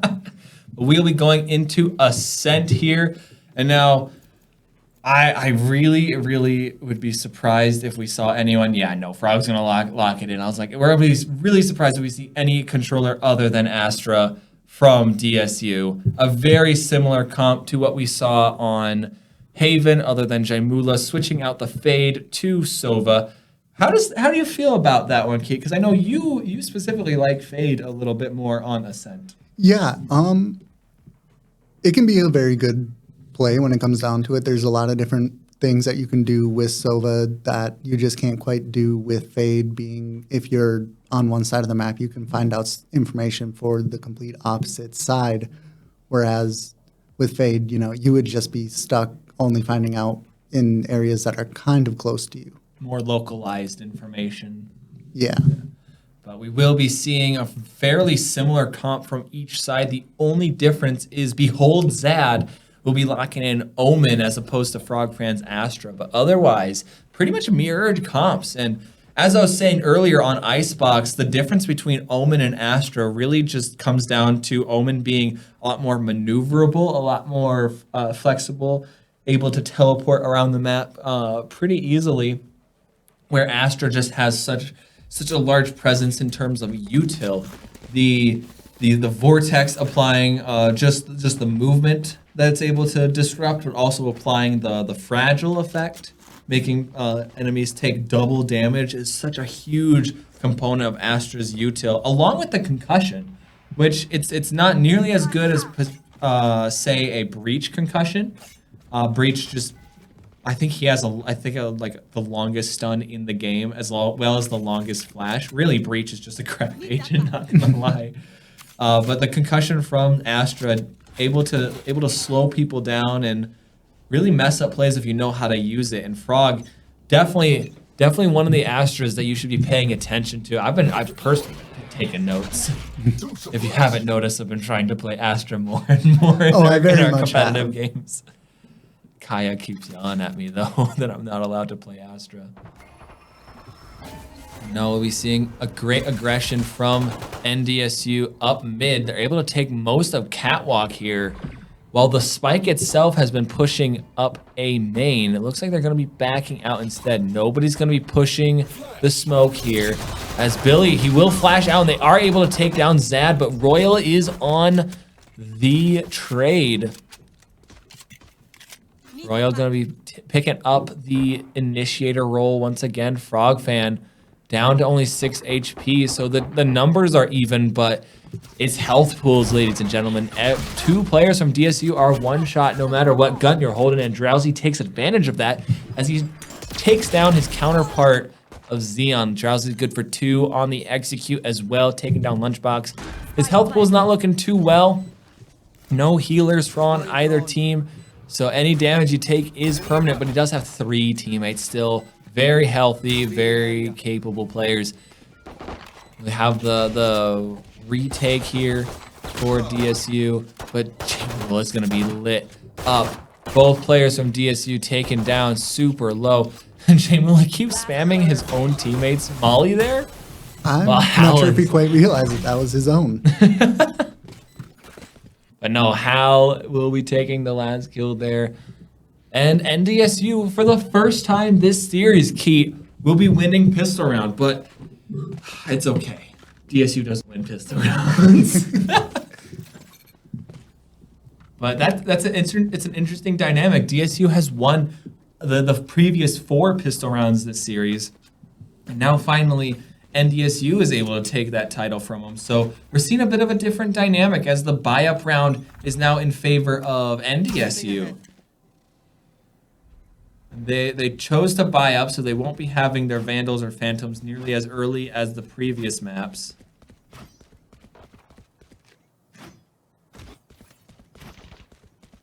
Oh, and they're just playing it quietly.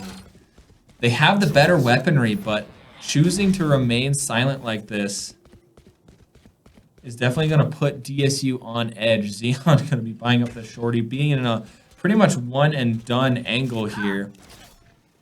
Drowsy's able to take down Lunchbox, so the alarm bot that Xeon was playing off of isn't going to get him much info now that it's been turned off with the death of its controller. And NDSU going to be executing onto B. Billy, though, getting a great classic shot onto Drowsy. He will inevitably lose his life as Royal gets the spray and spam through that wall. DSU is now on the retake as Spike has now finally been planted. And Hal's just going to be watching the door. Door does break, but the Marshal one-tapping Xeon. No armor, and you die as the Marshal does. I believe it's 110 or 1-1 damage, right? Yes, 101, which as shown here, makes it an absolutely amazing purchase for that second round, especially if the other team is not going to buy shields, which that is what happened there. Which it really comes down to a gamble, really. You used to see that for a while it was popular to buy the Stinger and light shields if you lost pistol round, because the Stinger was such a busted weapon that it really knocked the Marshal down a little bit due to the fact that everyone was buying light shields. However, with that nerf, you're seeing teams similar like to what we just saw in DSU. They're not buying those weapons anymore, and they're not buying shields to support them. So maybe the power of the Marshal is kind of creeping back in. Able to one-tap people in the chest up. It's what that makes the Operator such a powerful weapon. And seeing it on a very much cheaper weapon of the Marshal is huge if you're able to use it and execute with it correctly. Shots going wide from both teams. A lot of recon utility and utility in general has been spent for both teams. As the Spike, similar to their pistol round, we're going to have 3 up mid and 2 going A main. However, DSU does have the weaponry advantage here. So we get 2 agents suppressed. No one is blinded by the Omen paranoia. And I don't know if you saw it there, but the Silver Dart did reveal the 2 players that were A main. So they know that there is 4 people around A. And that's huge information if you're DSU. You're able to justify having so many players towards A. It looks like the flank, or not the flank, the execute is still going to go down.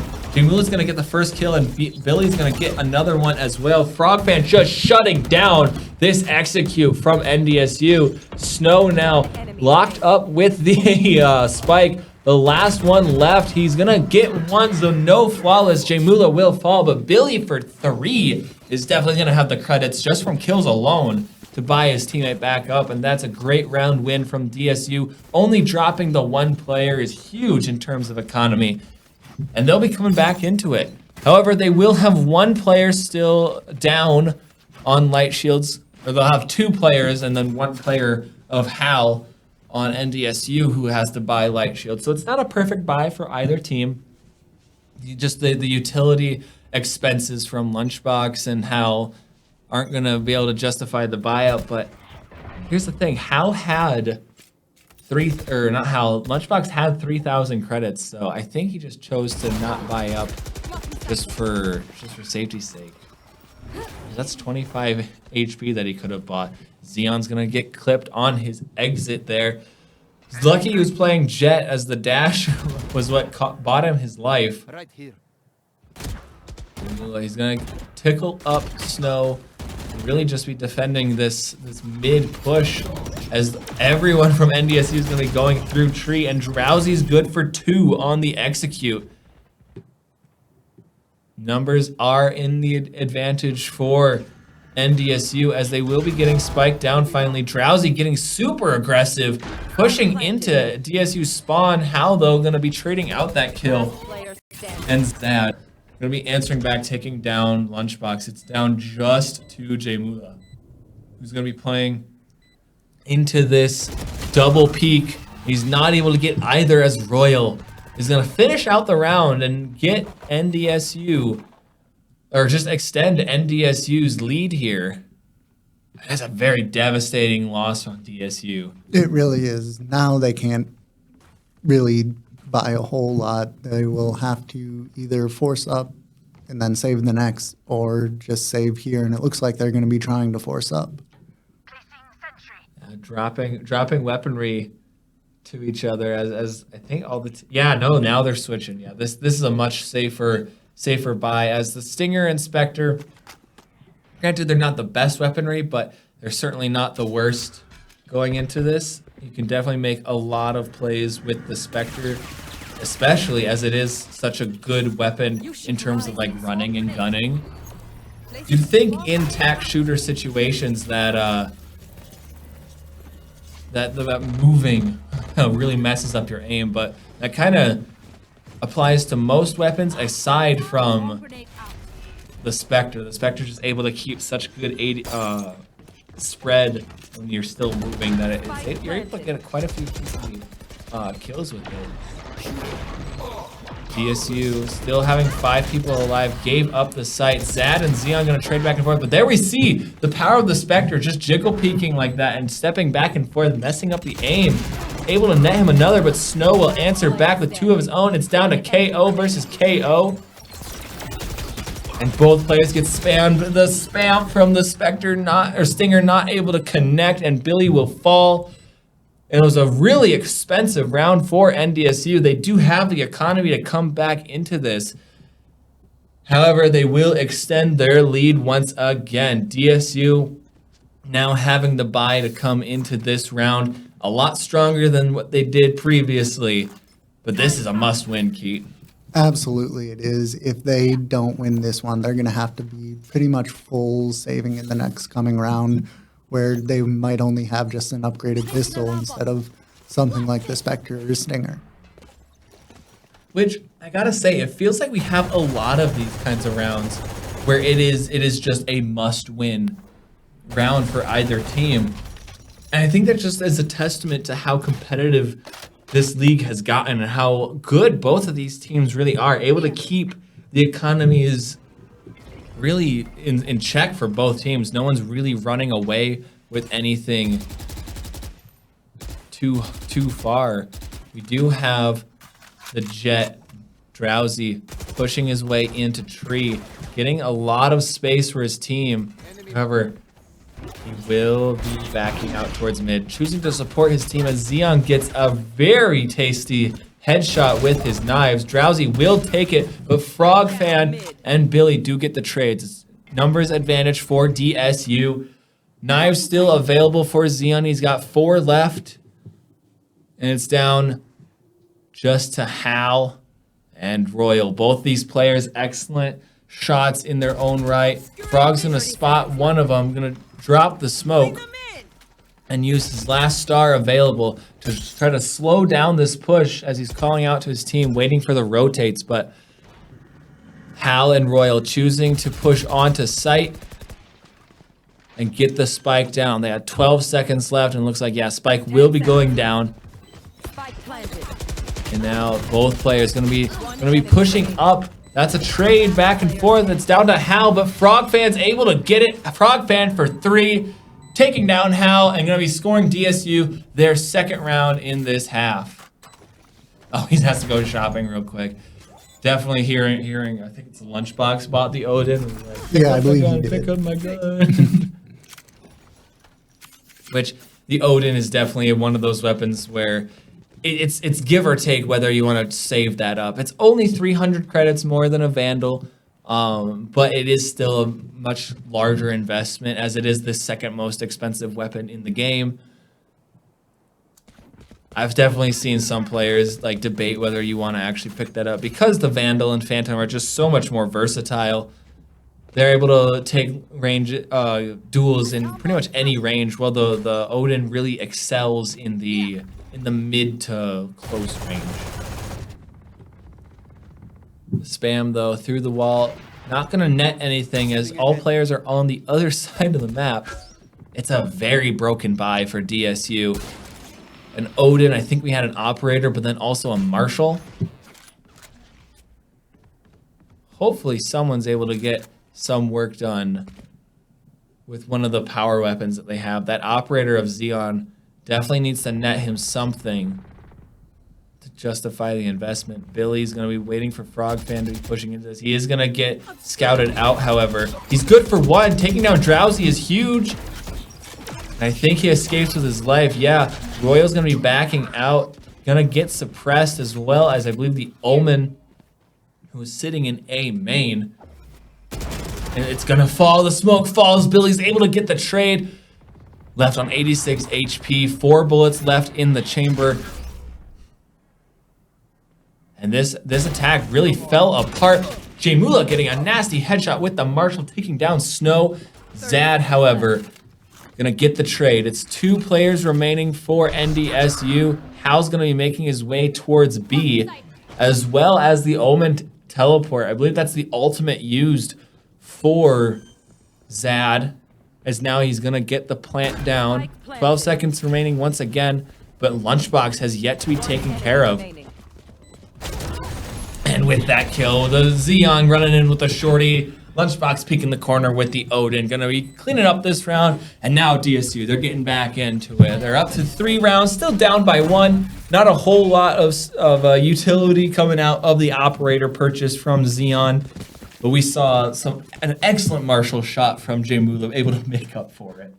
Absolutely. And now as they're going into the second round with that operator, it pretty much is now paid for itself as they were able to save money, not having to buy another one.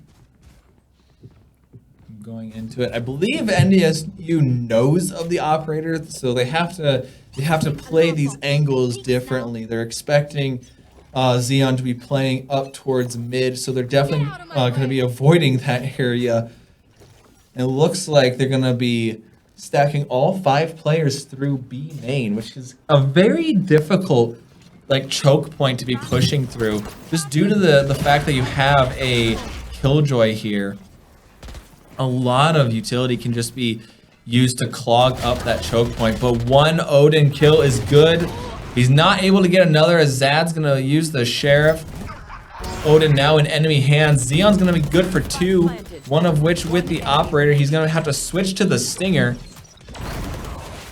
However, he will get the kill, and now he'll go back, pick up his operator. Yeah, definitely. I was gonna say if you carry the Stinger into this, that's a heavy throw, but no, only Lunchbox, and they do save his Odin as well. Only Lunchbox falling in that round.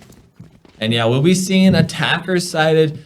NDSU gonna be calling a tactical timeout for the moment, as they've really DSU has really stalled all of the momentum that NDSU had coming into the first half. Yeah, absolutely. They just won 3 rounds in a row, which can be a really great thing to do for just to keep it going. And now with the timeout going, NDSU is trying to slow down DSU's momentum that they have and just keep them at bay a little bit. Hopefully take back a couple more rounds before the end.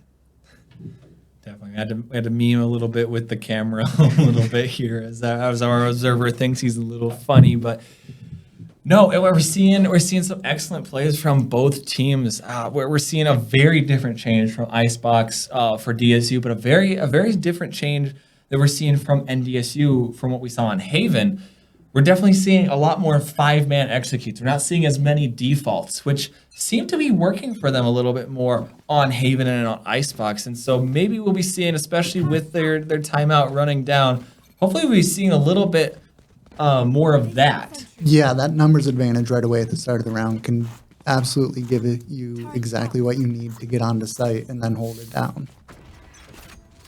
I'm also noticing that NDSU is not getting nearly as many first bloods as they were able to get on Icebox. The spam from the Odin's going to take Drowsy down super low. And with once again, no healers available on either team. All damage will be permanent as NDSU. I think they can sense that there's at least 2 players here. How does that turret not see Lunchbox? Interesting. I think he was just outside of the 180 angle that turret can see. So no, NDSU, they've noticed the operator has been moved to the B site, and they've taken a lot of ground up mid, especially their Omen player, but the shot's gonna miss. Hal gonna be living so far as they look to re-execute onto B. It just looks like NDSU doesn't fully know where to go. They have Zed pushed up super far in mid, but other than that, I mean, everyone's still alive until now as Snowy and Drowsy are gonna be pushing in, taking down 2 players. Zad's also good for 1. Billy and Frog finally getting some trades to answer for this. And now the retake, and they still have Hal in B main, so it's not an easy retake as you have a flank to worry about. Frog Fan's going to be good for one, though, and they have to execute onto the site faster than they are, as Hal's going to finally make his presence known, taking down Billy. Down just a Frog Fan, but Hal is going to take him down. An excellent play from NDSU, and that's the power of those tactical timeouts. You know, you're able to get, granted, it's only a minute, but it's a minute of sitting back and being like, okay, guys, think, calm down, and evaluate your strategy. Yeah, and here it was honestly a weird play from a Killjoy who normally, anytime I've seen it, you want the Killjoy to be the one at least on site when it's getting planted so they can throw down their swarm grenades and then getting off site. Whereas this time around, Hal never even entered site until they were pretty much about to lose the round until Hal came in. Ooh, some shots from Jamula are going to go wide, not doing nearly as much damage as he would have liked to on this execute. However, Billy has worked his way up mid and is on such a fast flank. He is going to be walking into an alarm bot, however. You should run. He's going to trip it off. He's going to live. He's going to live, but 3 players are now watching him. Both teams are going to be popping Killjoy ultimates. Billy's good for 1 on the flank, but Hal's able to take him down. Xeon, though, going to take the numbers advantage. Jamula also coming in, but Lunchbox is going to eat a molly. And that's what you're talking about. Having those grenades just sit there are going to take down Lunchbox. They have to get the defuse down. No more grenades are going to be available. Frogfan has to get off, but Hal's good for 4 this round. And that's just off the bat of KJ utility, and they're gonna, oh, they don't! Hal is gonna die to the bomb, and that's the operator out of this game. Neither team are gonna be able to afford to bring it back. And so that's just a huge investment now gone from the teams. You would have probably liked to put that gun in Drowsy's hands, as we saw on Haven. He was able to do such great work with that weapon that if he maybe would have ran away instead of, I think he was just watching a body of his teammates. If he would have ran away, he probably could have lived there, but Xeon's going to be running in. Unfortunately, just with the Bucky, the team didn't quite push where he wanted them to. And this is just DSU. They're on a save round here, just trying to get something, some form of economic damage. You're not expecting to win this round. As you see Lunchbox just spamming the door, trying to get it down. Planted. With that, the spike is planted. NDSU pretty much at full health, aside from I think a couple players who were hit by just some spam damage, some chip damage. But Billy, he's gonna get the spam through the wall, taking down Royal. That's a very popular holding spot for players to be. Zad, however, in a cheeky corner is gonna push out and walk into Billy's line of sight. It's down just to Billy, who's a great player in and of himself, but Drowsy will take him down. The double peek and flashing himself did not help. But just coming down to buy and how that was their save round, honestly, a huge win for them, as now they're all able to pretty much buy full. Well, not quite, but... And then NDSU. I mean, is it still buying full when Xeon has a judge? That's kind of his bread and butter. It might be even a bit more than full. Unfortunately, we won't have. We'll have a player on each team is going to be forced to just buy light shields. But Xeon definitely going to be popping the jet knife, so he has some long range, but has that close range insurance policy of the judge. I cannot remember what Jackson named the dragon one, or the judge dragon. So I remember it's Francois is the Vandal, and I think I can't remember his frenzy either. One of our teammates on blue team names. Well, Francois is the only one that matters, and it was me who named it. You named it Francois? Yes, I've called it Francois ever since the first time I found it. Oh, good lord. I remember that match very well. Well, you can name this one if you want. Oh, but he's going to try to use the pot to gain some cover, but it's going to cost him his life. Hal's going to execute Frogfan, who's just in the midst of a reload, as well as Billy. So it looks like NDSU are going to be taking this half pretty standard, or pretty heavily. They've guaranteed a 7-5 lead at the very least, but with only 2 players left walking into 3 players of NDSU. This is a very tall ass. The turret is just melted as soon as it's deployed. No information gathered. However, if Drowsy is good for 2, taking down the execute from DSU. They're trying to retake the site, and they just line up in front of the jet. And that will be an 8-4 for NDSU. And now I gotta point something out. The first half on Icebox was 10-2, then it was 9-3, and now it's 8-4. So if we keep playing, eventually we're gonna get to a 6-6. But that was a very good half for both teams. A great showing after the tactical. Wow, I'm mixing up my words. English is difficult, everyone. After the tactical pause, really looked like it paid dividends for NDSU. They're able to come back pretty strong, taking the last 4 rounds away from DSU. And now they're on the defense. One agent has been revealed. Trades go back and forth as Xeon takes down his rival Jet. However, health pools are not looking too well for DSU. Billy will gain the numbers advantage and get the execute on site, and is good for another. Royal going to be taking down Lunchbox on the execute to site 2, as well as Billy, but it's down to J Mula and Xeon. Only the KO is left for this retake. But every player, I think they all have a ghost, so like 1 shot to the head is all it takes. Snow definitely having an easier time as both players are lit up from previous battles, but he's walking into a 2 versus 1. DSU just has to play together, and they'll have this round. Snow getting lit up by Xeon as he tries to make his way back in, and J Mula is gonna get the kill. DSU winning another pistol round. That's 3 for 4 today.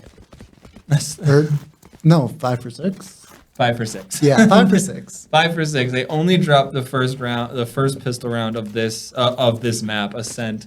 Although, yeah, no, they're 5 for 6. And now we'll see if that momentum can carry them through this. We're seeing Lunchbox instead, as well as Frogfan, both buying up to the Bulldog. That's personally my favorite force up buy, as I've just found that you're able to have such a wider range of versatility with it. Its spam is when you're just firing from the hip, has good enough accuracy and speed that you're able to have some long, some short, some mid range, while its burst fire is really good for those mid to long range fights. But the rest of the team buying Spectres, and they're just executing onto site, taking down all opposition, as it's now just Zed, who's just gonna be waiting in the wings, waiting for someone to try to push him. Just gonna spam through the walls a little bit. But no one's gonna push him too terribly hard. J Mula looked like he wanted to. He is gonna jump back up in the box and finish this round. Zad gonna fall, and DSU clawing their way up. But as I said earlier in this show, Keith, you were down 8-4, so yeah, you win the pistol, you win the buy-up pretty handedly, but you're still down by 2 rounds, and now you're going into NDSU with a full buy. Absolutely, but then here is where everyone not dying on the team comes into play, because since none of them died, they don't have to buy any new guns, which saves them a ton of money. So even if they don't win this round, coming into the next round, they'll all be able to buy extremely easily, and just getting 1 or 2 or even 3 picks in this round is going to be absolutely huge for them.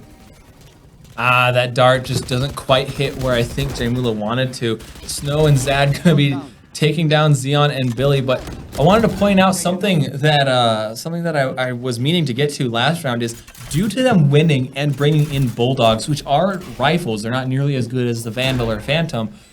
They are still rifles, so they're still very potent weapons going into these kinds of rounds. So you're able to do the damage we're seeing so far from DSU. They have 2, and that's already a very big investment. J Mula and Frog are also good for 1.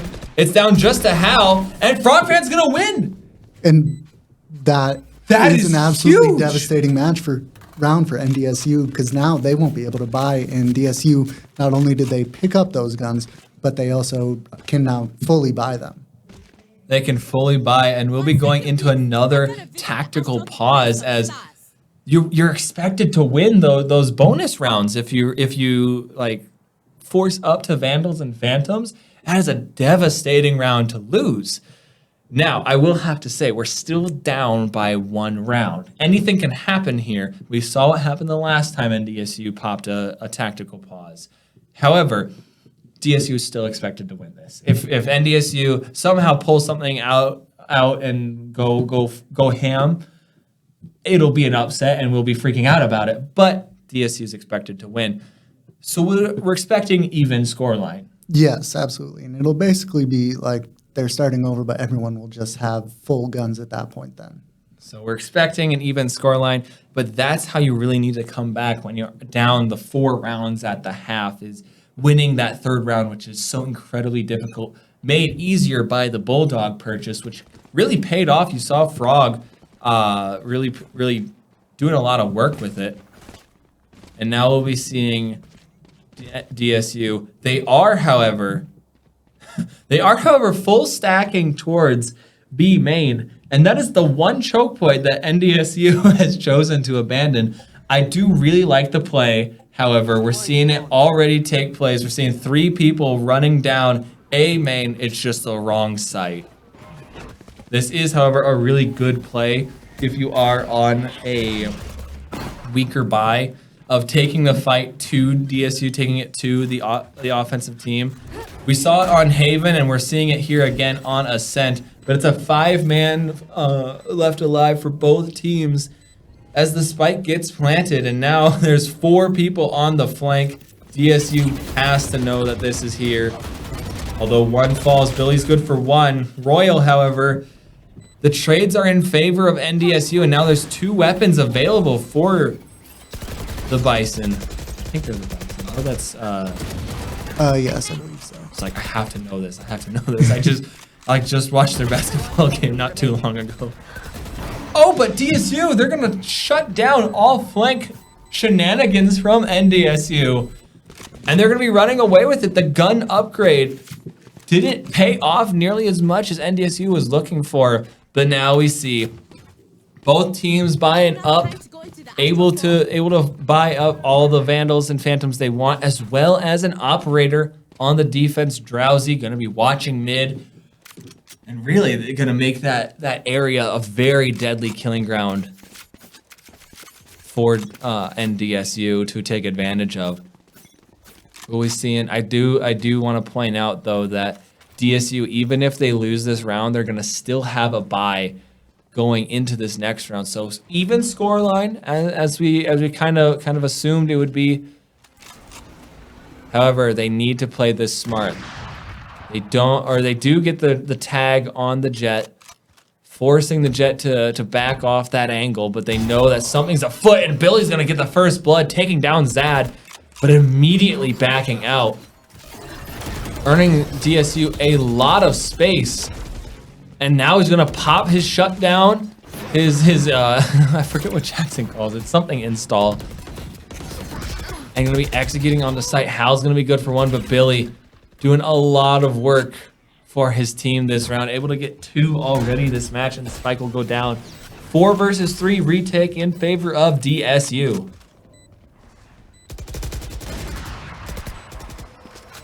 Shot spamming up Snow here. But Billy's taken down to 2 HP. He no longer has his ultimate up, so there's no chance of being knocked down, but he's good for a 3rd, taking down Royal. Billy has decided he's done and wants to win this round. Frogfan's also good for 2, shutting down the execute. And does he pick up the op? He does. He does. I'm gonna hand that off to Xeon, which I gotta love. I love Xeon because he's able to use the operator, which is a feat in and of itself. The operator being such a difficult gun to use. You know this, of course, Keep, being our resident op player. But he's also no slack when it comes to the Vandal and Phantom. Mm-hmm. So he's got the long range, he's got the mid range, and his coup de grace, I guess. I don't even know if I'm using that word right, but I'm trying to use fancier words today. It's not working too well, but he's able to use the judge to quite potent effect as well. And so he's got the long range, he's got the short range, he's got the mid range as well. A very versatile player and a great addition to the DSU varsity team. A default kind of play coming out from DSU this time. No 5-man execute. As they're able to trade down mid, both Jets are going to lose their lives. The knives from Drowsy going to take down Xeon, but Xeon will be traded out by Lunchbox, who is now only 1 point away from his Killjoy lockdown. Such a strong ultimate, especially here on Ascent, able to gain you so much ground practically for free, all things considered. Oh, Zad, the smoke drops just the wrong time. Billy, however, taking down to 40 HP. Definitely going to pay for it quite heavily and is going to suppress the Killjoy. So all of the utility that could possibly be defending this site was shut down momentarily. However, the retake is here. Flash is going back and forth. The DSU just keep winning their trades, their engages, and Jamula will be cleaning up this round as DSU now take the lead thoroughly with a 10-8 scoreline. Looking just dominant, Keat, on their offense. Absolutely. They took what was an unfortunate half for them and just turned it around completely to be the entire opposite. Which now, for economy's sake, is very good for them, as it looks like maybe about 4 of them have a chance of maxing out their credits after this round, which can give them at least 4 rounds to play with and still be able to buy. You should run. 4 rounds, and that's what NDSU will need to take this game. But Billy is going to be saying no and taking the first kill. The KJ lockdown will be dropped. However, the opposing Sova ultimate will be shutting it down. But an ultimate for an ultimate trade is a pretty good one, as the execute has actually been A this whole time. We have 4 players available for DSU. They will be taking down Snow, but Billy will be paying for it drastically with only 2 HP. They are going to be trying to play for the res, however, and the shock dart is going to take down Billy. So the carry is down, and they are going to res Snow as well. That's the power of the KO ultimate, is that not only does it cause a suppression effect, but it also allows you to be res, similar to like an Apex Legends or other Battle Royale-esque game where you're able to res your teammates. And NDSU coming back in a very strong fashion in that round. They're bringing their scoreline back up, winning their first round of this half. But DSU, they're still sitting comfortable. They have an excellent buy still relative or really good economy, as opposed to NDSU, who they had to win last round as they had to stop some of DSU's momentum. But in terms of economy, they're still in the must-win situation. Billy already has dropped 23 kills. It's 9 more than anyone else on DSU. Billy, I think that was off the bat of some of the earlier gun rounds of this half. So remember, he got like I think he got a quad and then into a triple. DSU, they're opting for a default this time. Billy's going to be mollying this corner, making sure no one's pushed up, especially since they weren't here early to watch for that cross. It's a safe play, and really the KO molly is such a situational molly, just due to the nature of it being a kind of a pulse effect instead of just a consistent damage. That, I mean, you're not losing too much utility. Xeon's going to have to spend one of the knives to take down the recon knife.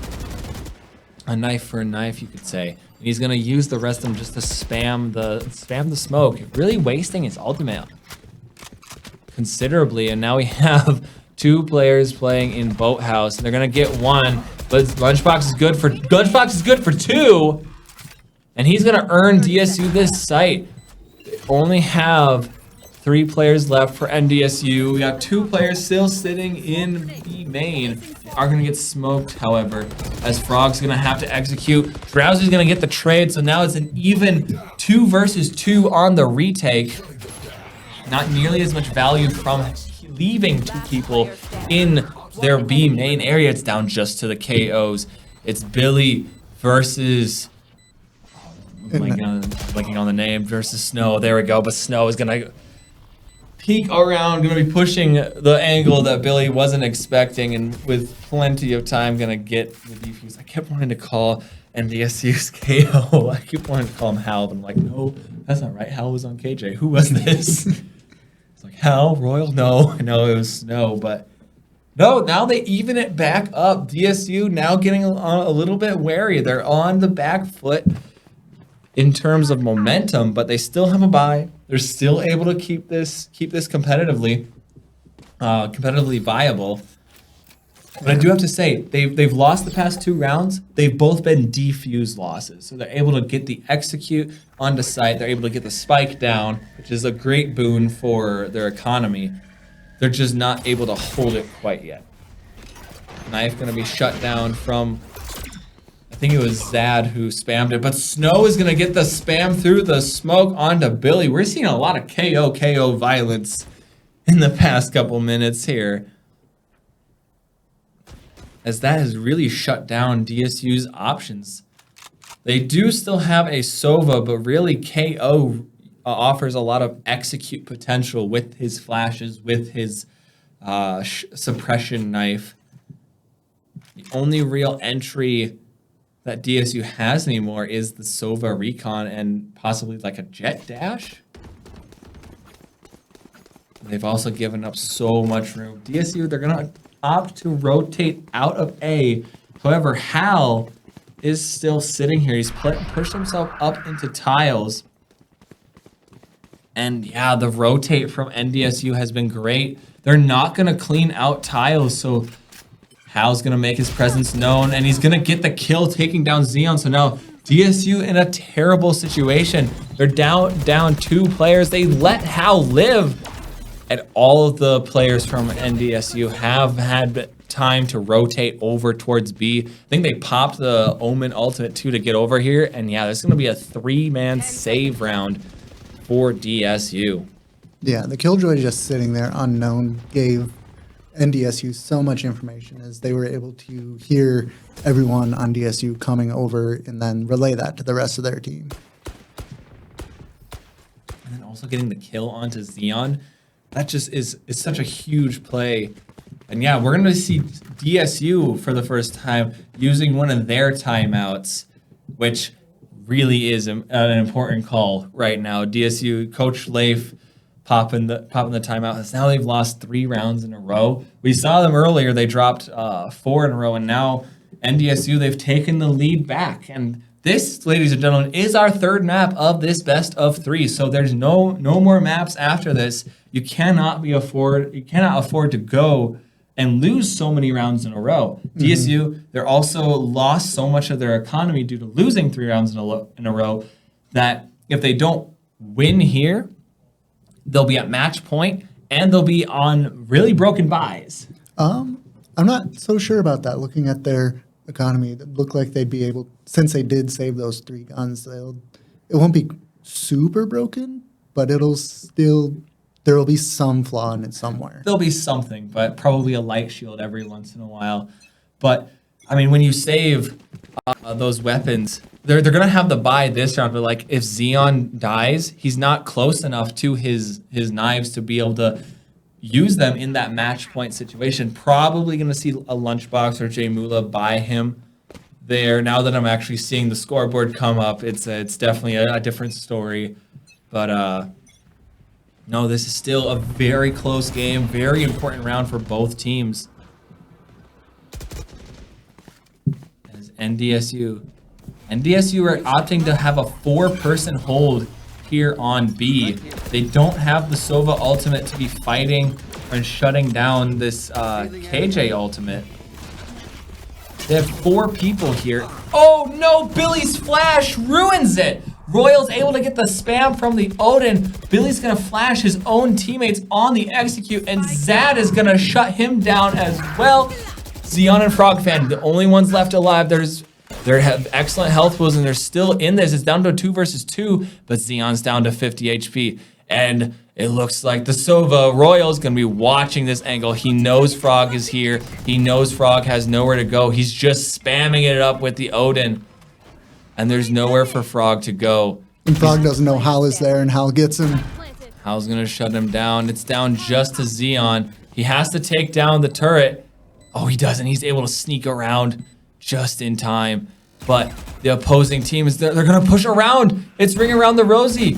And no, Xeon's going to fall. Royal's good for 3 off the back of the Odin. And that will be match point for NDSU. As they just need one more round to serve DSU their first loss in the regular season. They've dropped maps now, but they have yet to actually lose a round. Oh, I don't like this DSU. I always talk up Xeon's Judge. However, when it comes down to the wire like this, you just need the versatility of a Phantom or Vandal, and you have Lunchbox who has the buy for him as well. Well, Xeon does have his knives, so maybe he's planning to use those and hopefully to get a lot of use out of those before they get onto site. Yep, immediately popped. So this is match point, possibly the last round in this half. DSU have to win 2 back-to-back in order to take this. And once again, NDSU have a great read. They have 3 players, now 4 players on the A site. Lunchbox is able to get the first blood, opening up the site, and it should allow Spike to go down.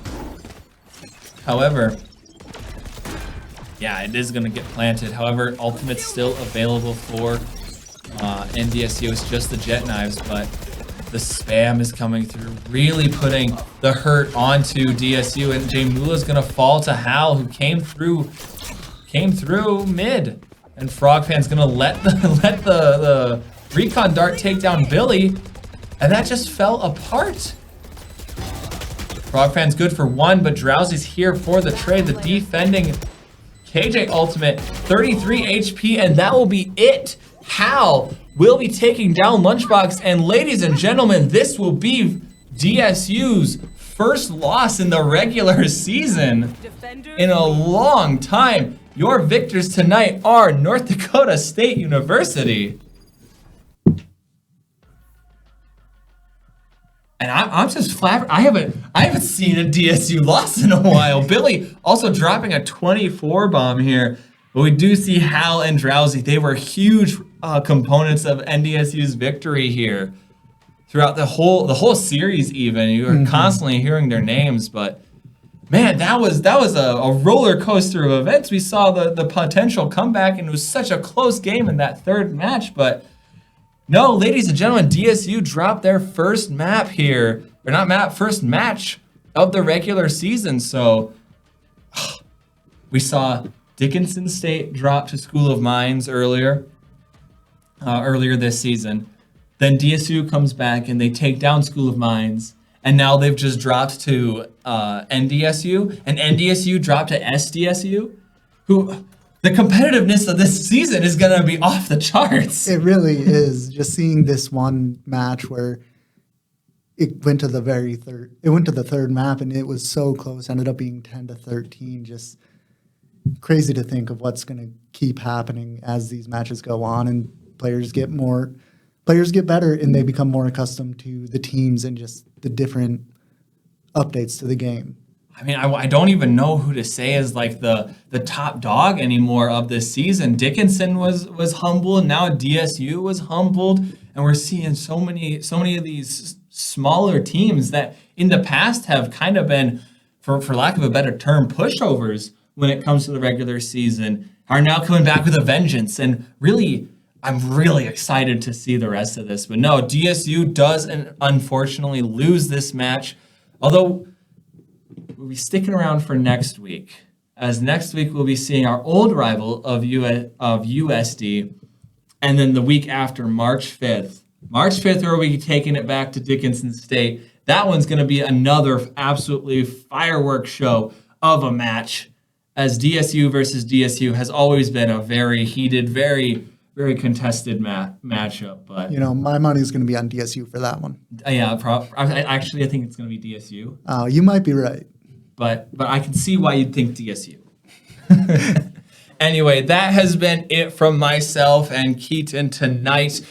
NDSU taking the match 2-1 over Dakota State, but we'll be sticking around a little bit longer on the stream as I believe we have DSU Billy coming down for the post-game interview, and we definitely have a lot to ask about now. You know I'm going to be making fun of him for the first loss in a while, but no.